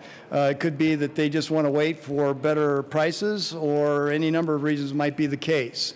You know, my wife and I are in a situation in Greeley where we've actually been forced pooled, and so we understand this at a mineral owner's level, and it is concern. One of the things that brought me to this bill was the fact that I actually had other constituents in my district that came to me with concerns about this as well. This process seemed confusing to them. They didn't have a good idea about the timelines and the notification. They didn't understand if they had been forced pooled or not, and they wondered what kind of threshold or what kind of decision making was going on that would allow this to happen. So I have constituents that have come to me and have wanted me to at least move forward a bill to address some of these concerns. I will tell you that I have also worked on oil and gas bills where I had other constituents come to me that were in the industry. The one constituent that came to me was the Weld County assessor and wanted to actually run a bill on taxation at the wellhead, and I worked very closely with the industry in order to be able to work through that issue. So I'm always responsive to my constituents. I think that this bill is important. I've worked on both sides of the issues in oil and gas in the past. Not going to classify myself as an expert, but I think that this is a bill worthy of discussion. Representative Foote. Thank you, Mr. Chair. And I just want to take a moment to go over what this bill actually does, particularly after amendment in the committee. It has two aspects to it. It has a notice aspect and a transparency aspect. That's it. These are the two aspects that we're dealing with here to make sure that we improve due process protections for these mineral rights interest owners. About the notice.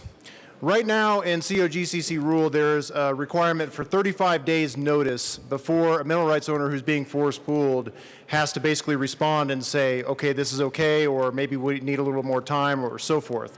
What we heard in committee, this is actually a very good bill here in committee, because we heard a lot of testimony about how this actually plays out on the ground. For example, there was in December of 2016 or 2015, one of those years, there was information that went out to mineral rights owners up in Windsor. And it was two pretty big, thick packets that were all legalese. One of the packets said, hey, we want to lease your mineral rights. And the other packet said, well, actually, if you don't agree to us leasing your mineral rights, we're going to force you to lease them anyway. Two different packets, and these mineral rights owners had 35 days over the Christmas holiday to try to figure them out. We also had testimony from someone who actually teaches writing at the college level and has for 2 decades, that said that she couldn't figure out what these packets actually said. So there's packets that nobody understands. They have 35 days over Christmas holiday to figure out whether or not they're going to do this, because like most people here, and like myself, when I was first introduced to this idea, nobody really knows exactly what forced pooling is.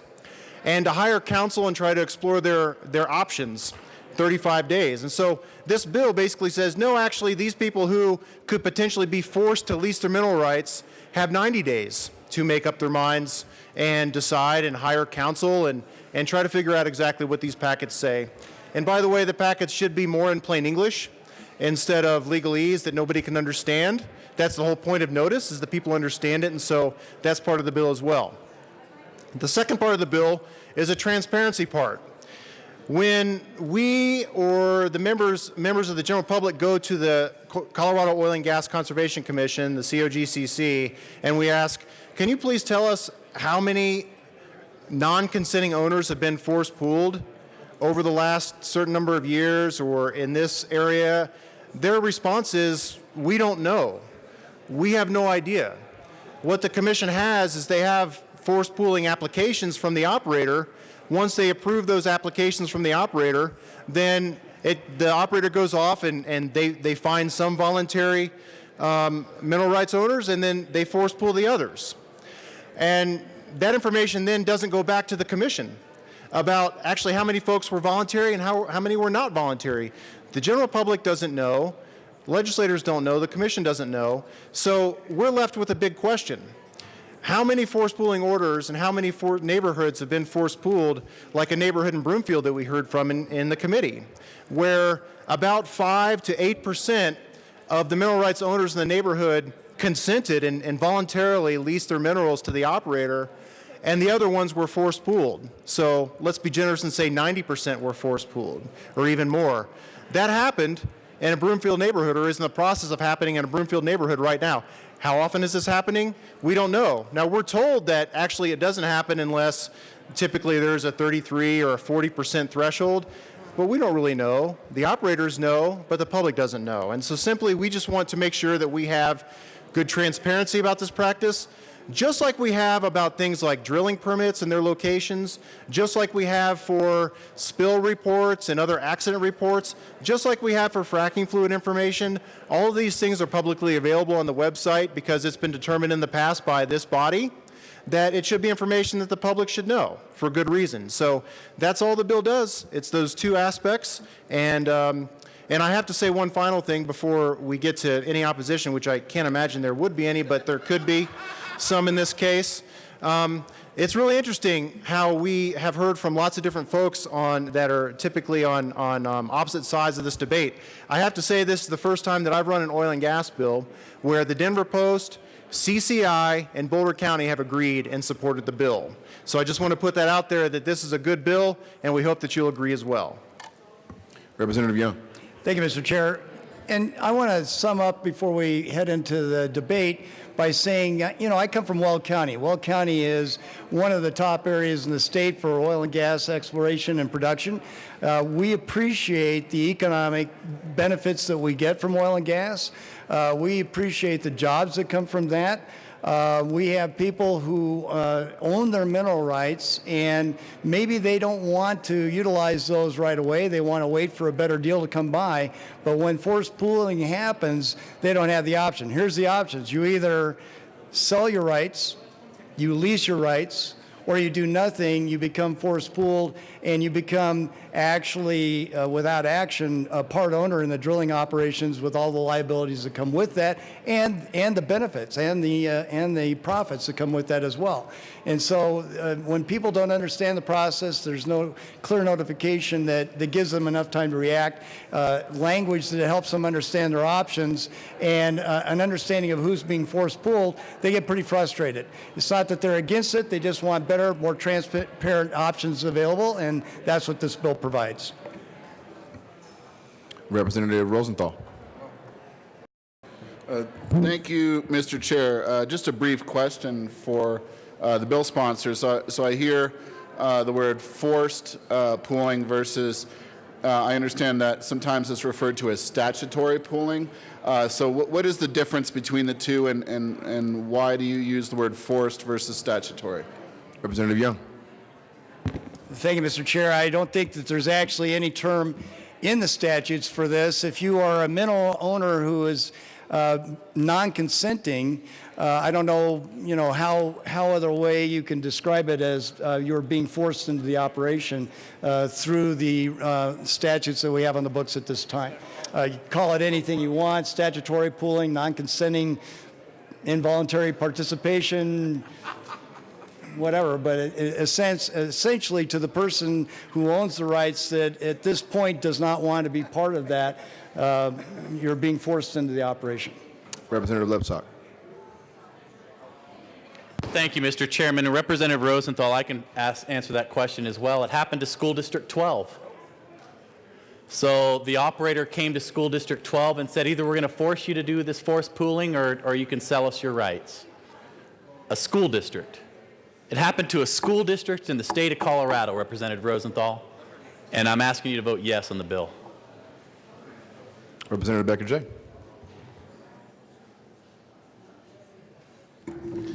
Thank you, Mr. Chair. And to answer the question on why we call it statutory pooling, there's a lot of things in statute that we tell people to do, such as school districts with education, cities and towns, businesses. Do we call that forced? No. But we choose in this one instance to call it forced because we think it helps our argument. Doesn't help your argument. This is statutory pooling. That's exactly what it is. And as much as you say it harms property rights owners, I'm going to tell you that it actually helps property right owners as well. We're talking about a fugitive right. Fugitive right. No matter what the argument is on the other side, it is a fugitive right. Therefore, coming into the pooling is actually protecting your right as well. If I'm drilling on my land, if I'm going for this mineral right on my land, because it is a fugitive right, you joining the pooling is helping you for your right as well. Also moving forward, we know that the bill sponsors, whether or not this is good intentioned or not, didn't talk to any of the stakeholders on the other side. They didn't bring forward oil and gas companies to see if there was a solution to this problem, if there is even a problem. They just decided, let's run a bill, and we're going to push that bill until we can't any longer. We always bring the stakeholders. We all talk about it. The stakeholders need to be at the table. And if we don't bring the stakeholders, you're not dealing with great legislation. On top of that, inside of this bill, we have a database. A database that even COGCC doesn't understand what they're going to be able to do and not be able to do because of confidentiality reasons. But yet we're forcing them to do that without speaking to them. There's an example of forced. Without bringing the stakeholders to the table, no matter what you say on this, without bringing the stakeholders to the table. Why would we not do that? Because we're afraid of the answers. We're afraid to work with them. This bill, even though we have pulled out the most atrocious parts of it, is still not working with the industry that we just sat here and talked about of how in severance taxes we are reducing money because they are no longer here working. And we have to take money from the general fund in order to backfill. So at that point, if we recognize the economic benefit of oil and gas inside of the state of Colorado, why would we not sit at the table and talk with them before we run a bill? But no, we will enjoy the money and we will enjoy the benefits and we will enjoy the economic benefit, but we will not sit down with them. To me, that's bad legislation. This bill has some issues with it. Again, the database, talking about that and how it's going to work and what can be inside of that database and what can be searchable without giving up confidentiality on certain areas. Members, we have to work with the stakeholders. We have to make sure that we're bringing them to the table, and it may not be, everybody may not walk away from the table happy, but at least we have better legislation. This is statutory pooling. It protects the rights of everybody inside of there to make sure you're taken care of. I'd ask for a no vote on the bill. Representative Young. Thank you, Mr. Chair. I'll let my colleague, Representative Foote, respond to some of this. But in regards to the name or the term and the comment that often school districts come to us and say that the state has passed legislation and we are telling them to do things, I've heard the term, and it's come from both sides of the aisle, concerns about the unfunded mandate. It's a different term for being told to do something you don't want to do. And not really supplying the funding that you think should come with that. It's a forced situation. So however you want to describe it, there are different views on how people view this thing. Some are happy with the fact that they had the opportunity to be part of the process. Others are not. Representative Foote. Thank you, Mr. Chair. And I think the question about the name is a fair question. We look through the statute and it does talk about involuntary. I think that most people see that as being the same as forced. We could call it corporate eminent domain because that's basically what this is, but we're calling it forced pooling because that is what people know it as for years and years. And this brings me to my second point, which is why weren't the stakeholders involved, as we heard from Representative Becker? Well, it's interesting because you take a look at the history of this issue coming up, and all you have to do is you have to say, Google forced pooling Denver Post, and you'll pull up articles from years ago. One article in particular that I remember is a 2011 article about mineral rights owners that were forced pooled. And they talked about the deficiencies in the process and how it didn't seem fair to them and they didn't like corporate eminent domain and all of those things that we're talking about today. And that was in 2011. And nothing happened because when folks go to the industry and express their concerns, nothing ever happens. So this year there's been no secret by myself and others that we've been looking at this forced pooling issue and running a bill. No secret at all. And in fact, we've had over the course of the last, let's just say 2011, from that last Denver Post article until now, the last 6 years, there have been several neighborhood groups, several organizations, several lobbyists that have gone to the industry to say, we need to reform some aspects of this because the due process is lacking. It's not fair to the mineral rights owner. And they were basically told to pound sand. They like it the way it is. We have the Senate. We're not doing anything about it. In fact, the industry has been lobbying some of you to vote against this bill before I even had a draft of the bill. So it's pretty difficult to engage in stakeholder conversations when one side has already decided that they're going to vote no matter what the bill says. Now the bill has two provisions, and they're really not that huge of a deal, particularly for the industry. It increases notice for the mineral rights owner. It increases transparency. It's a notice and transparency bill, and yet we're still hearing resistance from the industry no matter what it is. It's too bad because other organizations, many others, have seen fit to support this bill, including CCI. So hopefully we can get past this and have a good discussion about this, but the fact that we're being told to pound sand isn't going to stop us from bringing a bill because there's all kinds of constituents and owners out there that are asking us as representatives of them to try to do something about this process and curb the abuses of the process. Representative Young. Thank you, Mr. Chair. In my opening remarks, I mentioned that I always respond to my constituents, and I mentioned that in 2014, I had a constituent come to me that was the Weld County assessor. And the Weld County assessor said that there was a problem with the way taxation was being calculated, and they wanted to seek a way, a more simplified way, to improve that process and make sure that it was accountable. I worked closely with the industry in order to run that bill and really appreciated the work that was done on it. It came late in the session.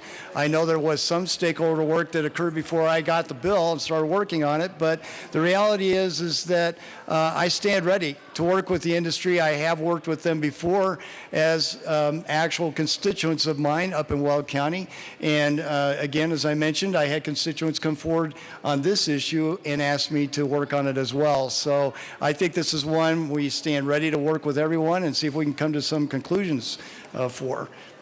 Representative Salazar. Thank you, Mr. Chair. And everybody's been saying it today, so I'm going to say it too. It's an honor to serve with you. Honor to serve with you as well. Right on, man. You know, I've been down here for 5 years, similar to a lot of other people here in this chamber. Seen a lot of oil and gas bills come and go. I remember in 2013 when I brought a bill with then Majority Leader Hollinghorst. We tried reaching out to the stakeholders, oil and gas. The answer was no. Tried running other bills, and the answer was no. Oil and gas liability bill, no. Supportive of these bills, no. Everything's a no, all the time. It's just intellectually dishonest to say that it's an industry that wants to be worked with. It actually is not. We've tried over and over again for years. And it's affecting our districts who don't want to be force-pulled. Just like it's affecting yours, your district may want it, and that's good. And I don't fault your district for that, not at all. But my district doesn't. And people are being force-pulled, including a school right underneath the school, under two schools, a high school and a middle school. And they don't want it. But they had to send a letter out to the parents. And we got the letter. They had to send a letter out to the parents saying, you know, this is happening. Fracking is happening in our district, and it's going to happen underneath the schools. And we have no say in it. We're being forced pulled. And that was the language that was used. We have no say in it. This is what's happening. You as parents should know about it. And the parents in our district, they were pretty upset. They formed organizations, very strong ones, to send a message to the industry that they just can't sit there and basically pirate their lives, take away the wealth of their home values, force pull them. I'd love to see some representatives come into my district for people who have mineral rights and have that explanation to them. We're going to force pull you to protect your mineral rights. I bet you that's not going to go over very well. I remember in 2014, there was a different kind of bill that the oil and gas industry brought. It was the pipeline bill that gave oil and gas pipeline companies the power of eminent domain to condemn people's private land. You know who came to me to help stop that bill? Your constituents came to me to stop that bill because they said, this is our property. We don't want oil and gas to come through and condemn our private property to run their pipelines. They came to my district. They came to this state representative saying, this is our property right. You're not going to take it from us. And yes, we're supportive of oil and gas, but that's just being abusive. Met with me in my office, begging me to help them kill that bill, which we did. It was me and Representative Foote, Representative Ledsock, Representative Janot. Killed that bill dead. Brought 21 poison pill amendments to kill that bill because your constituents came to us saying, this is our property right. So why isn't the goose just as good for the gander? What about my constituents' property rights? What about their mineral rights? This corporate eminent domain that force pulls and takes away from them. That doesn't protect them. They can make decisions on their own. They can say, yeah, I want my mineral rights, I want to realize the royalties on those mineral rights, or they can say, no, I don't.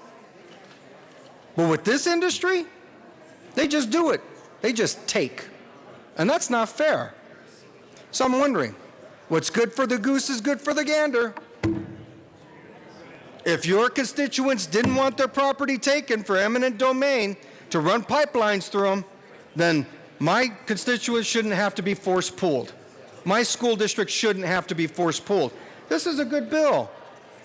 This is a good bill. Like you said, you took away all the bad parts, the parts that you didn't like. It seems to me like the answer once again is the industry answered. No, there's no bill that you can bring. We're going to take away all the heinous stuff and then rail against it on the House floor with the rest that's remaining. Because no, it's not a way to act down here. This is a good bill. We should be protecting our constituents too and their property rights. As for a yes vote on House Bill 1336. Representative Buck. Thank you, Mr. Chair, and it's just an honor to serve with you, sir. Yes, you as well. I have to tell you, this bill, folks, if it really was a good bill, it would have been a bipartisan bill. Because we know down here that the bipartisan bills work the best, but we weren't called on this bill. We weren't called on this bill, and neither were stakeholders called on this bill. Because I have to tell you, we would have all stakeholders at the party to bring any bill like this to our colleagues. So the fact that you say that you don't have stakeholders, I have to tell you, the only person you can blame is blame yourself, because they are always willing to talk about what's best for Colorado, and they would be there. And I have to say, Representative Young, you brought the stakeholders together. You did it on that other oil and gas where you were calling out the taxation at the wellhead. But this, folks, is not a good bill. We have the most strictest oil and gas regulations in the country. We do protect those who have oil and gas. That's where these decisions, not at the legislature, again, thinking we know what's best. Because we don't. We don't serve in that industry, and we can't call them out. They do the job better than we do. So I ask for a no on this bill. Thank you. Representative Becker-Jay. Thank you, Mr. Chair. And members, we can say that we don't want to call the stakeholders because they say no. We can say that all we want. We call them all the time and they disagree with us. But we still call them and we still bring them to the table and we ask them if there is the ability to work. And I think on this issue, oil and gas, even as session was starting, was saying we are willing to have a conversation on this. We are willing to have that conversation. But instead of having that conversation, we bring a bill forward. And then when we're talking about pooling and saying, well, some people don't want to be pooled. Well, think about it this way, the same thing that you argue about with this oil and gas equipment. If we don't allow pooling, how many wells are we going to have to allow the people to get to their property right that want to, and not for those few that want to hold out? So the other argument would be we would have too much infrastructure. There would be too much sitting there. It's too intrusive. Instead of using the technology that's in front of us that is less intrusive and brings many wells to one pad, we now say, nope, skip this piece and go to this piece and add another piece of infrastructure there. I don't understand the argument on both sides of this. There is a reason that we have statutory pooling. And it is not to absolutely run over that property owner that owns that right. Because it is a fugitive right, we have to compensate that owner for it. And isn't it better to be compensated than not at all? Isn't it better to have one pad instead of several? I'm not understanding why we wouldn't have this conversation, why we wouldn't sit down and talk and say, okay, here's why we do this. Maybe there is a better way to do it. I don't know. We didn't have those conversations like we should have. That's what we're asking. Have those conversations. And then when you're talking about the database, make sure that we're not bringing proprietary or confidential information into the database. Simple conversation with the stakeholders probably could have taken care of that. I'm telling you, we do get tired of stakeholders saying no. But I know for a fact that this stakeholder said that they would have this conversation and we're willing to have that conversation. We probably should have had it. Representative Wist.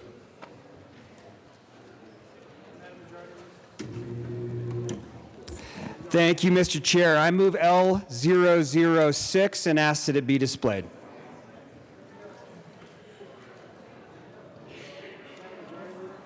All right. The amendment is probably before us. Please proceed. Thank you, Mr. Chair. Well, words matter.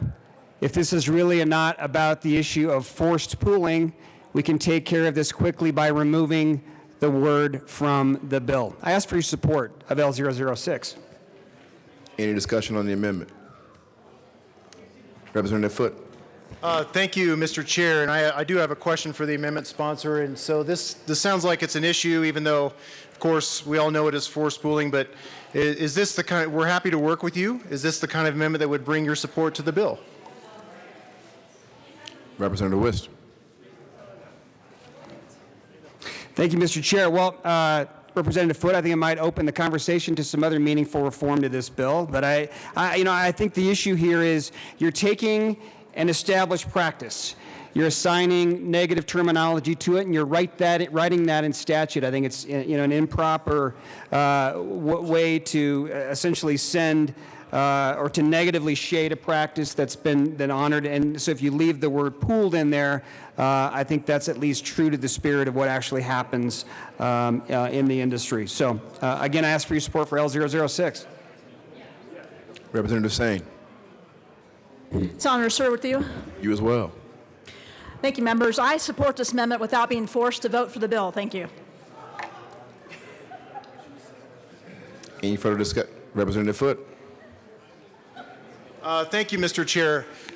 So I guess listening to folks that came in and testified in the Transportation Energy hearing and reading the many articles that have come out for the last many years about this practice, there's people that definitely feel and agree with the term forced pooling. They feel like they're being forced without any kind of notice, or very little notice, by the way, and any kind of due process. They're being forced to lease their mineral rights. So really, whatever you call it, they're going to feel the same way. But nevertheless, I don't think we should really argue about what this is called in the bill. Everybody knows it's forced pooling, and people also know it's a type of corporate eminent domain. So we'll consider it a friendly amendment. All right. Is there any further discussion on the amendment? Seeing none, the question before us is the adoption of Amendment L006 to the, those in favor say aye. Aye. Those opposed say no. The amendment passes. Is there any further discussion? Representative Singer. Thank you, Mr. Chair. It's an honor to serve with you. You as well. Members, this is about the lightest touch we could see on a bill dealing with oil and gas. I'm impressed that the bill sponsors have really taken the time to look at one issue, property rights, and say, at the very least, make sure that there's notification involved. At the very least, make sure that we can have a conversation at the wellhead before there's a wellhead. So I want to thank the bill sponsors for doing this in a way that goes far beyond what some might expect, but still does not nearly meet the expectations of my constituents or Representative Foote's constituents. This is a meager first step to ensuring property rights, and I encourage an aye vote. Representative Hansen. Thank you very much, Mr. Chair. Colleagues, friends, I wanted to come and add something slightly different to the debate this morning. We've had a chance to have a very robust discussion about this bill in committee, as appropriate. We had several amendments that were proposed and accepted during the committee process that I think brought us to a place with this bill where we could focus in on one of the most important issues in this discussion, which is around notification for asset owners. And I think this bill does a good job of striking the right balance. I have been on record supporting careful regulation to protect our constituents, to protect our environment. But what I wanted to mention this morning was something slightly different, and that is part of this debate that has happened outside of this chamber, I think has gone too far. There was an op-ed letter that was published in the Camera, the Boulder paper last week, that mentioned a moral responsibility to blow up wells and eliminate fracking and workers. Colleagues, friends, this type of rhetoric clearly goes too far. This body, the Oil and Gas Conservation Commission, we are tasked with careful regulation of a very important industry in this state. And we have had that robust discussion. We will continue to have that robust discussion, as is clear from the interchange this morning. But I have friends who work in energy companies, as I think many of us in this room do. And to call for eliminating workers simply goes too far. I think we need to keep that in mind as temperatures might rise here or in committee, that we remain focused on the right policy debates, and we're having a great one this morning. But we cannot accept the type of rhetoric that is calling for violence, that is calling for vigilantism, that is simply out of bounds in Colorado, and I appreciate your indulgence. Thank you. Representative McKean. Thank you, Mr. Chair. And may I just say, you have the best heart. It is just a dear pleasure to work with you. You as well. Thank you. I have the best heart, or it's a pleasure working with me? Both. There you go. That's what I want to hear. So, second reading. Representative Escar, you also a delight. Jim Wilson, I love you. Kim Ransom, Representative Kraft-Tharp, you're a delight. Janal, Representative Janal, thank you. So here's the deal. Okay, this is actually what we wanted to see. You're actually listening.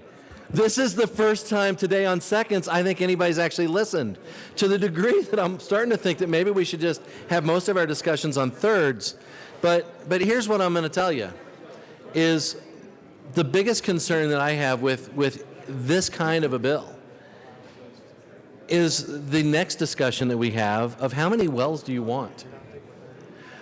The idea of pooling resources and the idea of accessing minerals, especially when we are operating in the current state of the art of technology of doing what we do in exploring mineral resources, is vitally concerned with the smallest footprint we can have.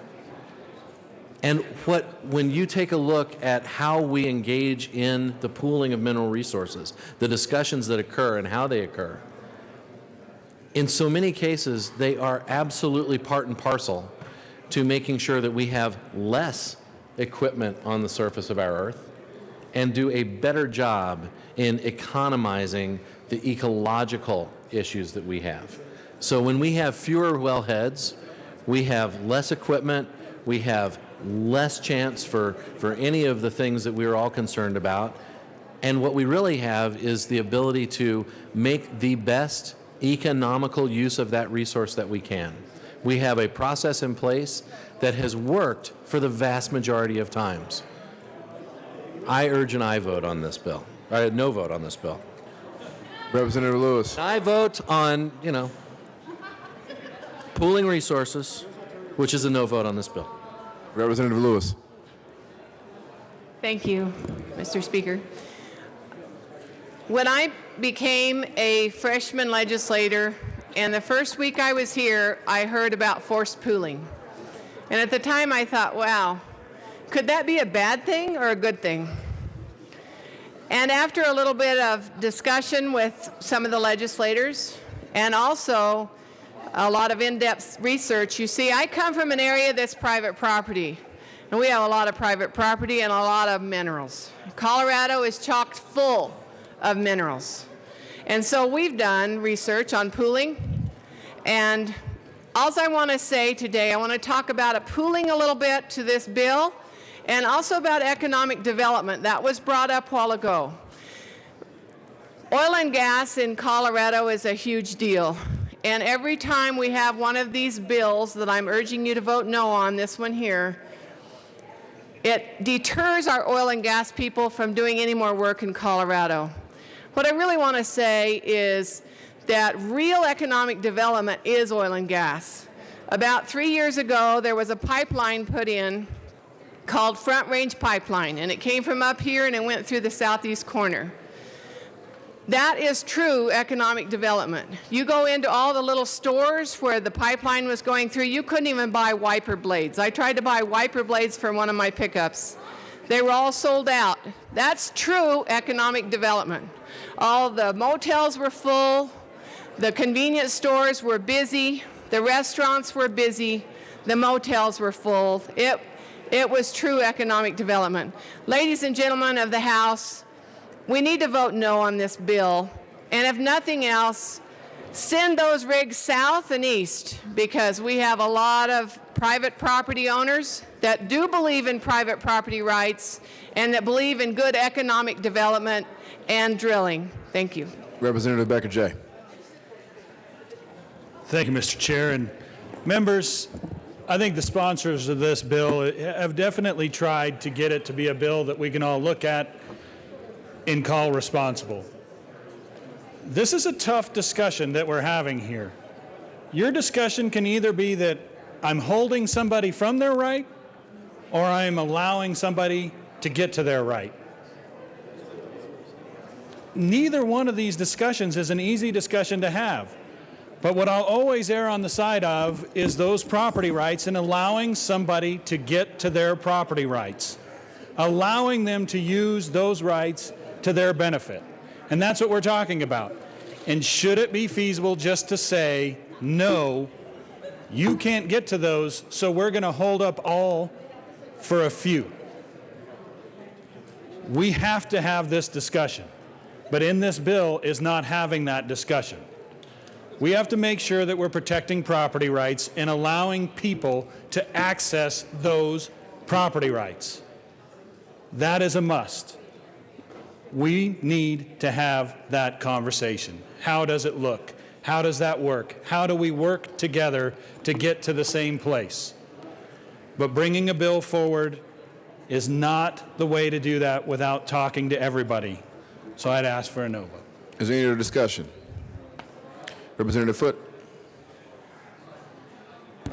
Thank you, Mr. Chair. And just a very quick wrap up. I want to reinforce what I said at the beginning. This bill is about two things. It's about notice and transparency. It's not about oil and gas operators being forced to go somewhere else or wanting to drill somewhere else or denying economic opportunity. It's about due process. And the way that that plays out here is a few extra weeks of notice for the mineral rights owner, as well as transparency about how often the operator is doing this and in what areas. That's it. That's all we're talking about in this bill. So with that in mind, please vote yes. Is there any further discussion? Representative Wist. Thank you, Mr. Chair. Well, I thought I was done. I don't think I am done, because this bill is truly about, and members, this is an important point, this bill is about delay. And this is about delay that places our industry at a competitive disadvantage. I ask for a no vote. Representative Young. Thank you, Mr. Chair. And it's a pleasure to serve with you. You as well. Thank you. So I appreciate the debate on the bill. I think people on both sides of the aisle realize that I stand ready to work with not only all of you, but also with people in the industry and with our constituents, our mineral owners, and others in our communities. Got late to the bill because of the budget activities I was involved with, but I always work with folks and stand ready to continue that conversation. You know, the geology, the work that these folks in the industry do is pretty amazing.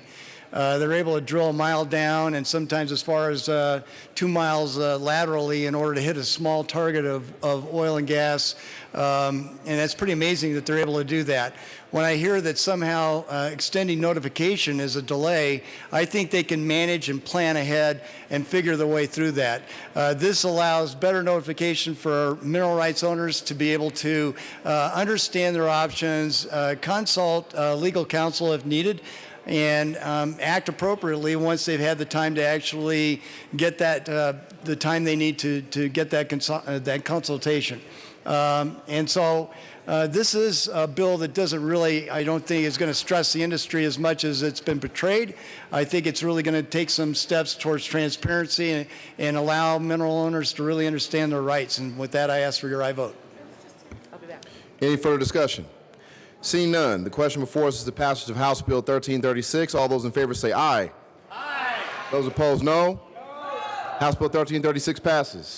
Mr. Randall, please read the title of House Bill 1340. House Bill 1340 by Representatives Lundin and Garnett, also Senator Marino, concerning creation of a legislative interim committee to study school finance issues. Move it. Assistant Majority Leader Garnett. Thank you, Mr. Chair. You're doing a great job. I move House Bill 1340 and the Appropriations Committee report. Thank you. To the Appropriations report. Thank you, Mr. Chair. In appropriations, we just added an appropriations clause, and I would urge an aye vote. Any further discussion on the appropriation report? Seeing none, the question before us is the adoption of the Appropriation Committee report. All those in favor say aye. Aye. Opposed, no. The Appropriation Committee report passes. To the bill. Members, this is a bill that came out of the Education Committee with a substantial tailwind, and the reason is the Education Committee has evaluated the fact that we need to understand, and therefore this bill creates an interim committee to study more clearly how we are spending our money around the important policy initiative of educating our children in the state of Colorado. This would give us the opportunity to understand what it means per individual student, how we need to do the work we need to do in order to meet each student where they're at. So I urge your support of this bill. It has been broadly supported, and I would hope it would leave this chamber with unanimous support. Representative Garnett. Thank you, Mr. Chair, and I would move one amendment that we have, L001, and ask for it to be displayed. The amendment is properly before us. Please proceed. Thank you, Mr. Chair. I would urge the support of L001. All we're doing here is cleaning up the way that the chair and the vice chair of the interim committee will appoint subcommittees for technical assistance around school finance, because it's certainly a complex issue. And we are making sure that we put in a more clarifying process for how the interim committee will hire the vendor to help with all of the work that the interim committee will be working on.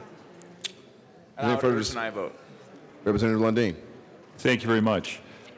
This amendment essentially acknowledges the context of the entire bill, and what we tried to do was to give legislators the responsibility and the authority for this work. This amendment makes clear that the technical committee would be in fact appointed by the chair, vice chair, and would support that effort of the legislators. We've been very careful not to create bureaucracy in this, not to create ongoing standing committees. This simply calls us as legislators to do the work that people have sent us here to do with regard to understanding how we finance public education. Is there any further discussion on the amendment? Seeing none, the question before us is the adoption of Amendment L001. All those in favor say aye. Aye. Aye. Opposed say no. The amendment passes. To the bill, Representative Garnett.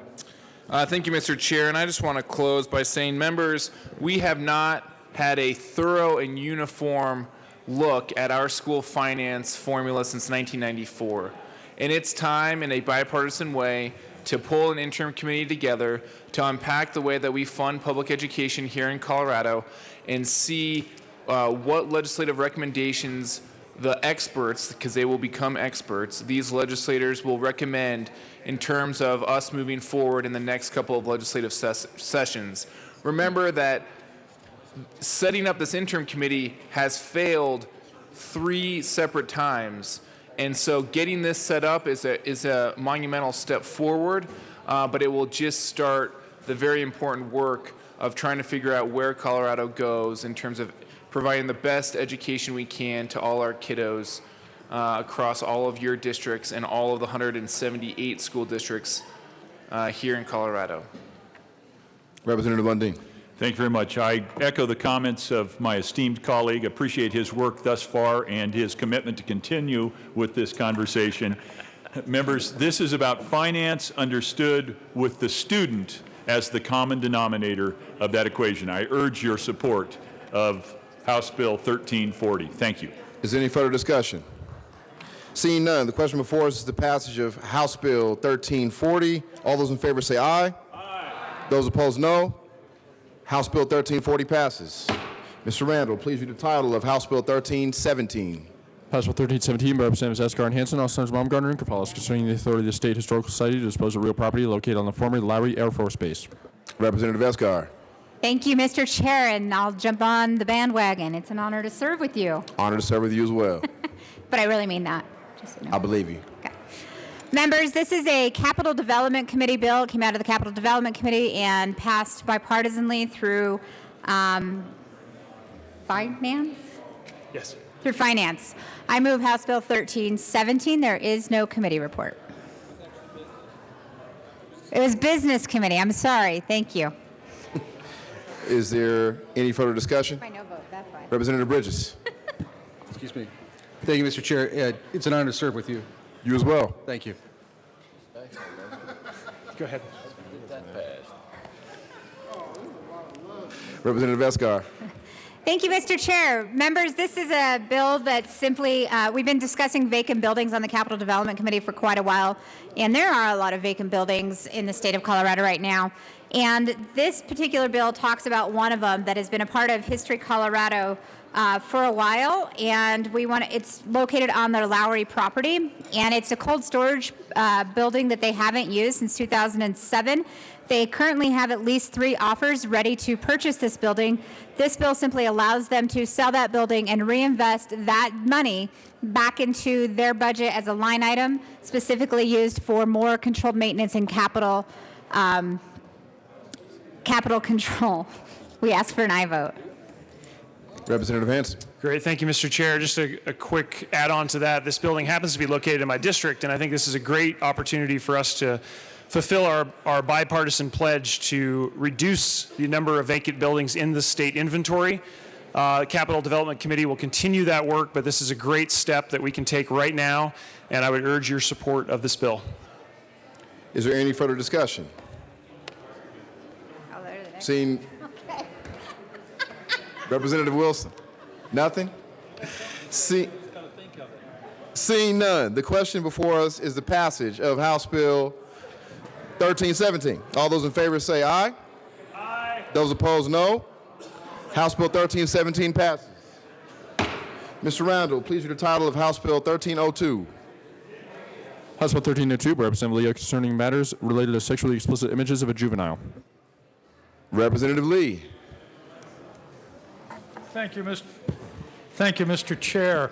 I move House Bill 1302 and the committee reports. All right, to the committee report. And before I do that, though, I would like to welcome to the podium Representative Willett, who is going to be my co-sponsor on this consensus bill. So we'll be presenting this together. The Judiciary Committee report. To the committee report. The bill, in fact, was a strike below, so the Judiciary Committee is the bill, and we would ask an aye vote on the committee report. Is there any further discussion on the committee report? Seeing none, the question before us is the adoption of the Judiciary Committee report. Those in favor say aye. Aye. Those opposed, no. The Judiciary Committee report passes. To the bill. Representative Lee. Thank you. So House Bill 1302 has changed dramatically from the form that it was in and is a result of a consensus work amongst lots and lots of stakeholders, including the victims community, the district attorneys, and multitudes of other people, all of whom came to the table and worked assiduously to reach this compromise. I think no one is thrilled with the end product, but everyone is pleased that we have an alternative to the felony as it currently existed under Colorado law for the last few years. If a child engaged in the sending of a sexually explicit image, the only offense available was the felony sexual exploitation of a child or sending or receiving child pornography. Everyone agreed that that was inappropriate. So we set up a measured response with a series of other offenses, which I will turn over to Representative Willett to explain to this attentive audience. Representative Willett. Thank you, Mr. Chair, and thank you, Representative Lee. I am honored to be on this bill. As some of you know, I've worked on this for over 2 years and am so happy that we reached a consensus. Basically, as Representative Lee says, it puts more tools in the toolbox, which is good because they're appropriate tools. So the worst thing that we can have is the exchange of images. That's where someone shares a sexually explicit image without permission and really can cause harm to numerous people in numerous ways. The next would be just possession of an image that might be an image that wasn't consensually exchanged. So that's also bad. That's kind of that middle level. And then at the bottom of the scale would be posting, or excuse me, would be consensual possession. And so what we wanted to do is stair step this, so we didn't want people posting at the high end.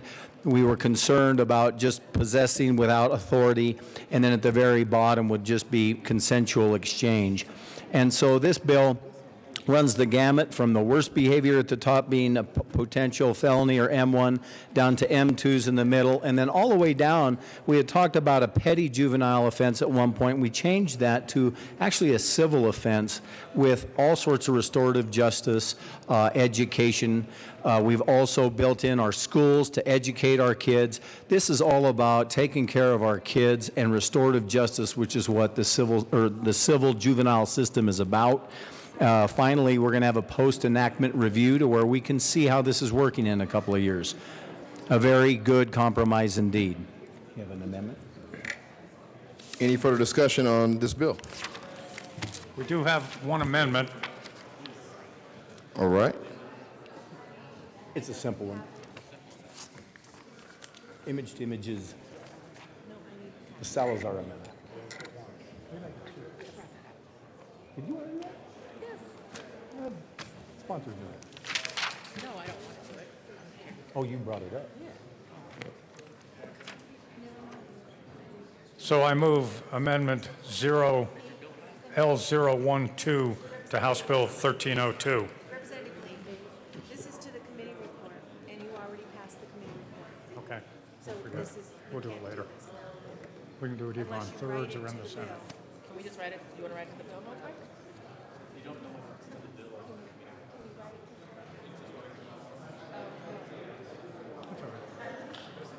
That's right. We can do it over in the Senate. Senate? Thirds, yeah.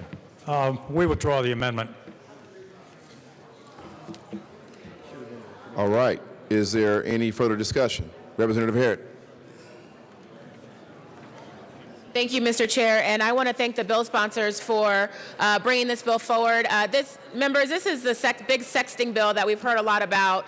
Colorado really does need to get a hold of our laws around this practice of our young people, by our young people. But as we heard in committee, we're not quite there on the technology, and I think this might be why it's difficult to have so many folks who are not using modern technology, like us, trying to make laws for young people who have gotten way ahead of us on so many things. So unfortunately, we cannot change the bill right now because of the strike below I've heard. But for those of you guys who don't know, our images like Snapchat or Boomerang or others, it is really multiple images. So we need to amend this bill to say images from image. And then also, I think, hopefully in the Senate, we can continue the conversation around consensual sexting and penalties. Thanks. I urge your I vote. Representative Wist. Thank you, Mr. Chair. I just wanted to add my congratulations and thank you to Representative Lee and Representative Willett. This was a very, very difficult issue and one that this body has struggled with over several years.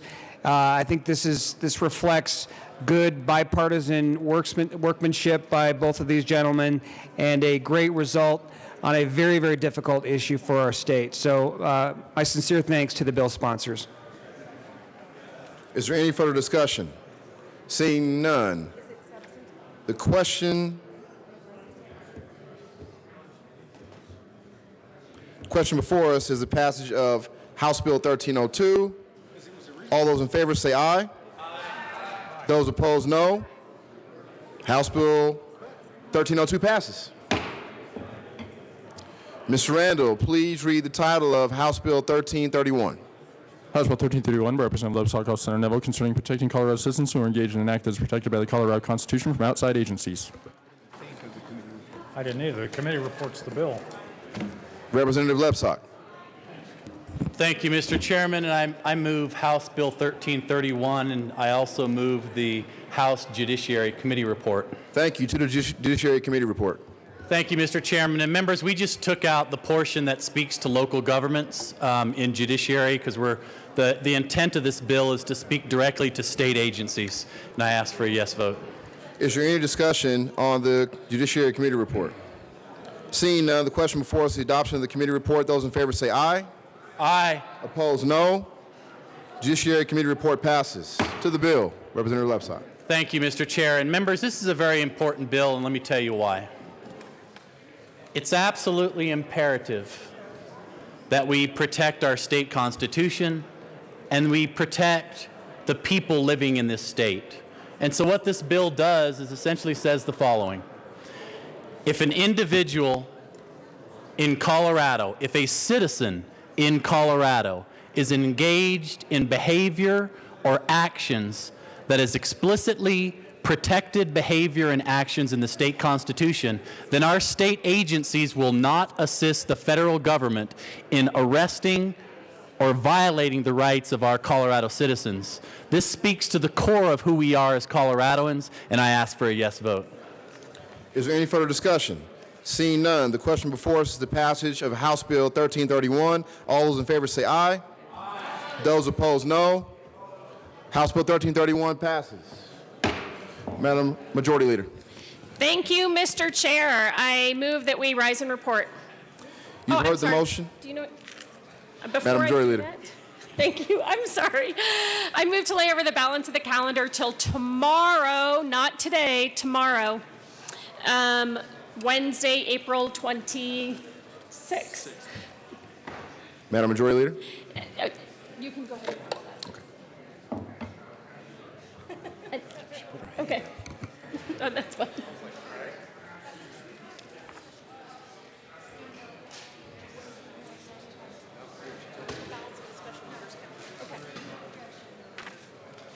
So I'll start over.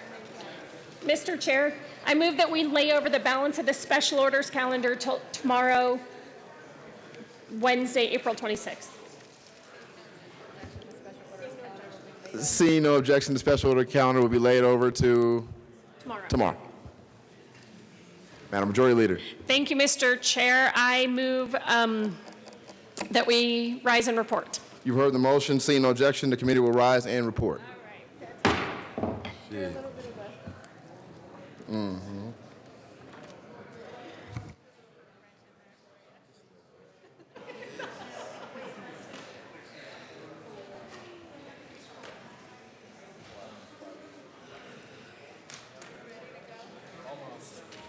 Whenever you're...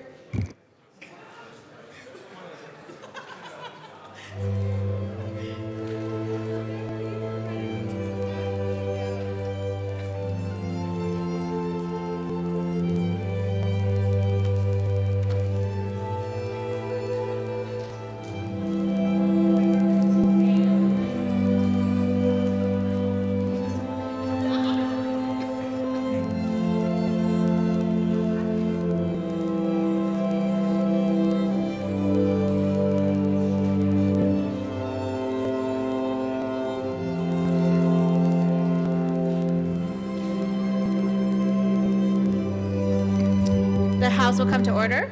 Mr. Randall, please read the report of the Committee of the Whole. Madam Speaker, your Committee of the Whole begs leave to report it has under consideration the following attached bills being segregated and never makes the following recommendations thereon. House Bill 1276 is amended. House Bill 1284 is amended. House Bill 1285 is amended. House Bill 1296 is amended. House Bill 1302 is amended. House Bill 1306 is amended. House Bill 1317, House Bill 1320 is amended. House Bill 1331 is amended. House Bill 1336 is amended. House Bill 3040 is amended. Passed through New York. Order goes placed upon the calendar for third reading and final passage. House Bill 1248, House Bill 1275, Senate Bill 217, Senate Bill 218, Senate Bill 219, Senate Bill 221, Senate Bill 239, laid over until April 26, 2017, retaining its place on the calendar. Representative Coleman.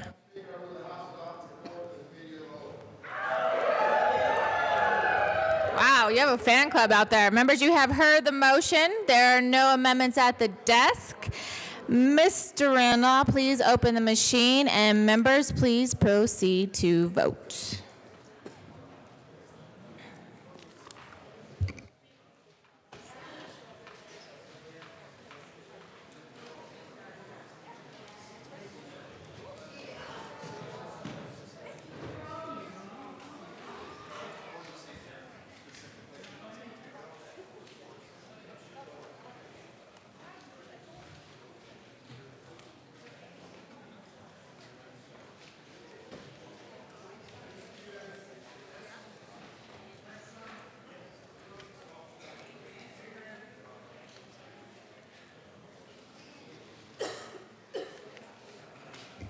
please close the machine. We're going to do third readings. With 60 yes votes, 4 no votes, and 1 excuse, the report of the Committee of the Whole is adopted.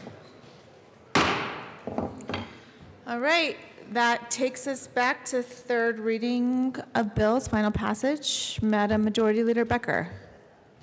Thank you, Madam Speaker. I move to lay over House Bills 1237, 1286, and House Bill 1318 till Friday, April 28th. All right, seeing no objection, those bills will be laid over. Mr. Randall, please read the title of Senate Bill 256. Senate Bill 256 by Senator Lambert, also Representative Hamner, concerning hospital reimbursement rates for the 2017-18 state fiscal year. Madam Majority Leader Becker. Thank you, Madam Speaker. I move for the passage of Senate Bill 256 on third reading and final passage. All right, Representative Hamner. Thank you, Madam Speaker. And colleagues, you might have noticed that Senate Bill 256 has been on our calendar for several days, and as well as Senate Bill 262, which is up next. We had been holding on to these bills. They're critical budget balancing bills. They are joint budget committee bills. We're hopeful and are still hopeful that we are able to find other solutions that restore the cuts to hospitals that you'll see in Senate Bill 256. We're also, I'll end the conversation there and make some comments on 262 when that one comes up. But as you remember, because the hospital provider fee revenue is pushing us up to the Tabor cap, if we don't reduce that revenue as we are in this bill, then we would be issuing Tabor refunds of $264 million and cutting the general fund budget by the same amount. So it's a very critical bill. I ask for a yes vote on Senate Bill 256. Representative Rankin. Thank you, Representative Hamner. I think you've said it well. I do want to, I'm sure by now we all understand what will happen if we don't pass this bill, orbital bill. We will go back and reduce other funding by $264 million, which will take money out of transportation, education, and just about every other thing that, many of the things that we hold dear. So it's very important to this year's budget to pass this bill and then find other solutions. So thank you for a yes vote. Representative Thurlow. Thank you, Madam Speaker, and thank you, members. And I just would urge a no vote on 256. My question is, why don't we do something different? Why don't we go back and see if we can fix our processes before we cut our hospitals by $264 million, and also take away the refunds? The whole process is upside down. We should work on a fix, and I think we could still do it this year if we actually wanted to. There are remedies such as just exempting the provider fee from Tabor. I know that's a sore point with a lot of people, but it's a process that makes so much total sense. I don't know why we don't just do it, because it would be good for all of our constituents. Representative Hamner. Thank you, Madam Speaker. Representative Thurlow, love your comments. One of the reasons that we decided that today was the day we needed to move on these bills, if anyone has noticed, we don't have very many days left to finish our work.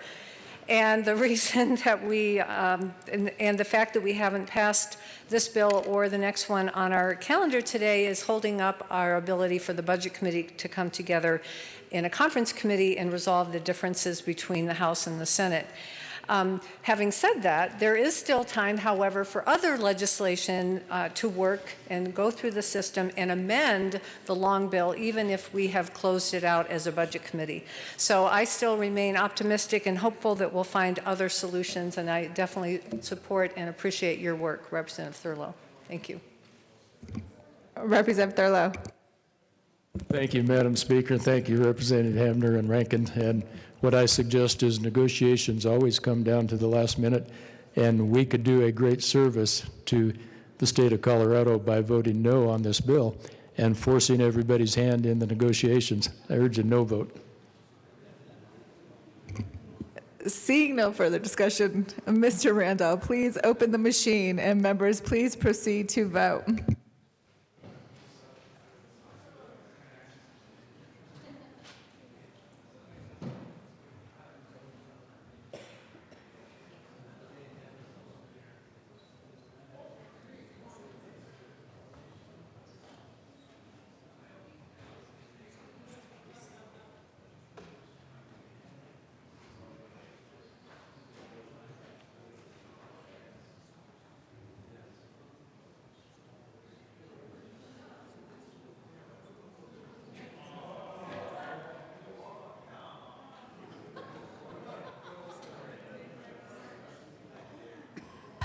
Did not want to get here.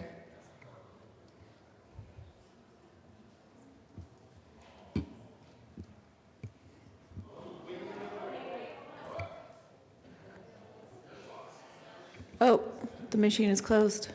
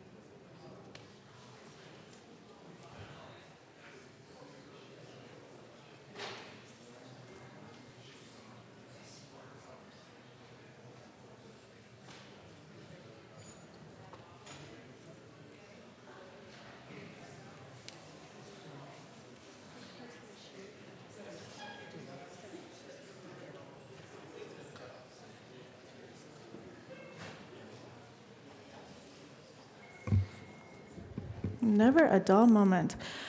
The machine was accidentally closed by staff, and Mr. Randall is going to reopen the machine.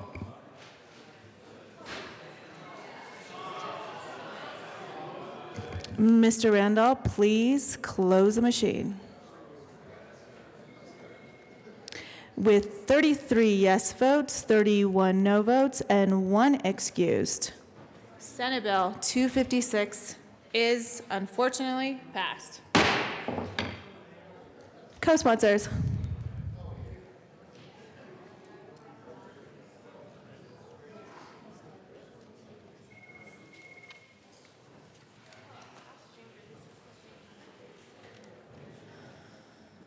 Please close the machine. Mr. Randall, please read the title of Senate Bill 262.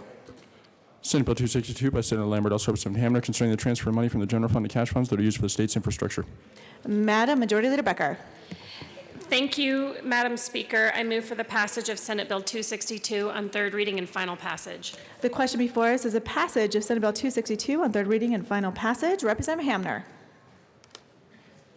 Thank you, Madam Speaker. And members, as I was mentioning previously, Senate Bill 262 is the final orbital bill for the long bill this year, and it has to do with the transfer of money from the general fund to the HUTF to fund transportation projects. It creates a stable funding source for the current budget year and next year of $79 million in each of the 2 years. I ask for a yes vote. Representative Rankin.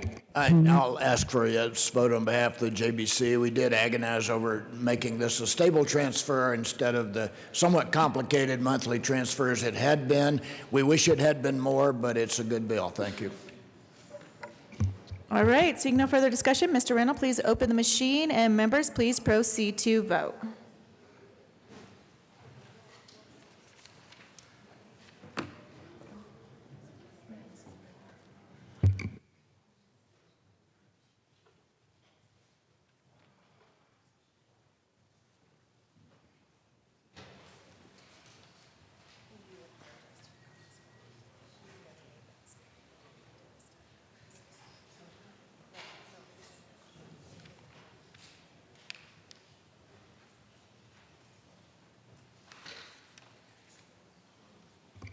Please close the machine. With 40 yes votes, 24 no votes, and 1 excuse, Senate Bill 262 is passed. Co-sponsors.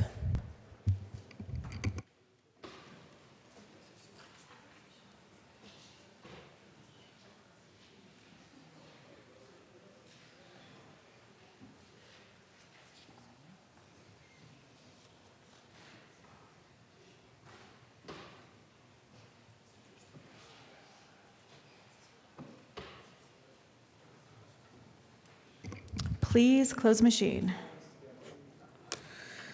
All right. Madam Majority Leader, shall we go to announcements and introductions? Sorry, I got a little distracted. Yeah. All right. Let's do something less controversial. Announcements and introductions. Representative Escar. Thank you, Madam Speaker. Members, you have on your desk, tomorrow we are wearing denim. Bring your $5. We'll explain more tomorrow, but I wanted to let you know that on my desk and on Representative Lawrence's desk, we have the buckets for your $5. If you want to wear jeans tomorrow, like we mentioned to you on Friday, bring your jeans and bring your $5 for a good cause. We'll talk more about it tomorrow. Thank you. Representative Crefthart. Business Affairs and Committee members, Business Affairs and Labor Committee members, I need you to take some time between now and 1:30 and rest up. We got a big day. 6 bills. This is our record. 6 bills this afternoon, so everyone get ready. Representative Willett is going to join us first thing to talk about fireworks. Representative Harrod is joining us for House Bill 1202. Representative McCain, and Winter, Senate Bill 269.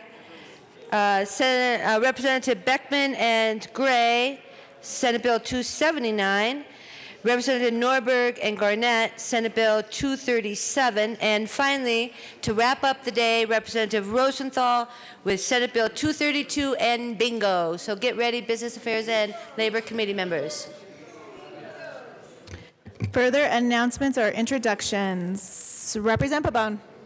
Thank you, Madam Speaker. Members of the House Finance Committee, listen up. This is important. This is going to affect you. This is tomorrow, Wednesday schedule. We will be hearing House Bill 1356, Senate Bill 75, House Bill 1341, House Bill 1324, Senate Bill 216, House Bill 1357, and House Bill 1352. And that's all upon adjournment, friends. So let's get in the saddle. Let's get ready to ride, as they say in Colorado. As they do say, occasionally. Representative Lee. Thank you, Madam Speaker. Judiciary Committee meeting this afternoon. We're removing House Bill 1303, the judicial performance, and moving that over to Thursday. And just as a heads up, on Thursday, we will be hearing that bill, and we will be moving the 2 Senate bills, 236 and 201, to next Tuesday. So this, thank you. Representative Landgraf. Thank you, Madam Speaker. Tomorrow, Wednesday, is the Behavioral Health Caucus. It will be at noon, if we're out of here, on the 3rd floor in room 357. And Monday, May 1st, is the final Veterans Caucus. That will be downstairs. The topic is going to be unmet health and well-being needs assessment. Please RSVP to Jerry. This is your last chance of the year. Representative Rosenthal. Thank you, Madam Speaker. So members, just a reminder that Thursday morning is going to be a breakfast and meet and greet with the ambassador from Finland. So 7:30 to 9 a.m. Just stop by, say hello, have a little bit of a Finnish breakfast, which is really fascinating. I'm doing a lot of research. So that's first floor, West Foyer. Stop by on Thursday. Kiitos paljon. Representative Janal. Thank you, Madam Speaker. HIE Committee, upon adjournment, there is no HIE Committee upon adjournment. Any further announcements or introductions? Madam Majority Leader. Thank you, Madam Speaker. I move that the House stand in recess till 1:30 today. Seeing no objection, the House will stand in recess until 1:30 p.m. today.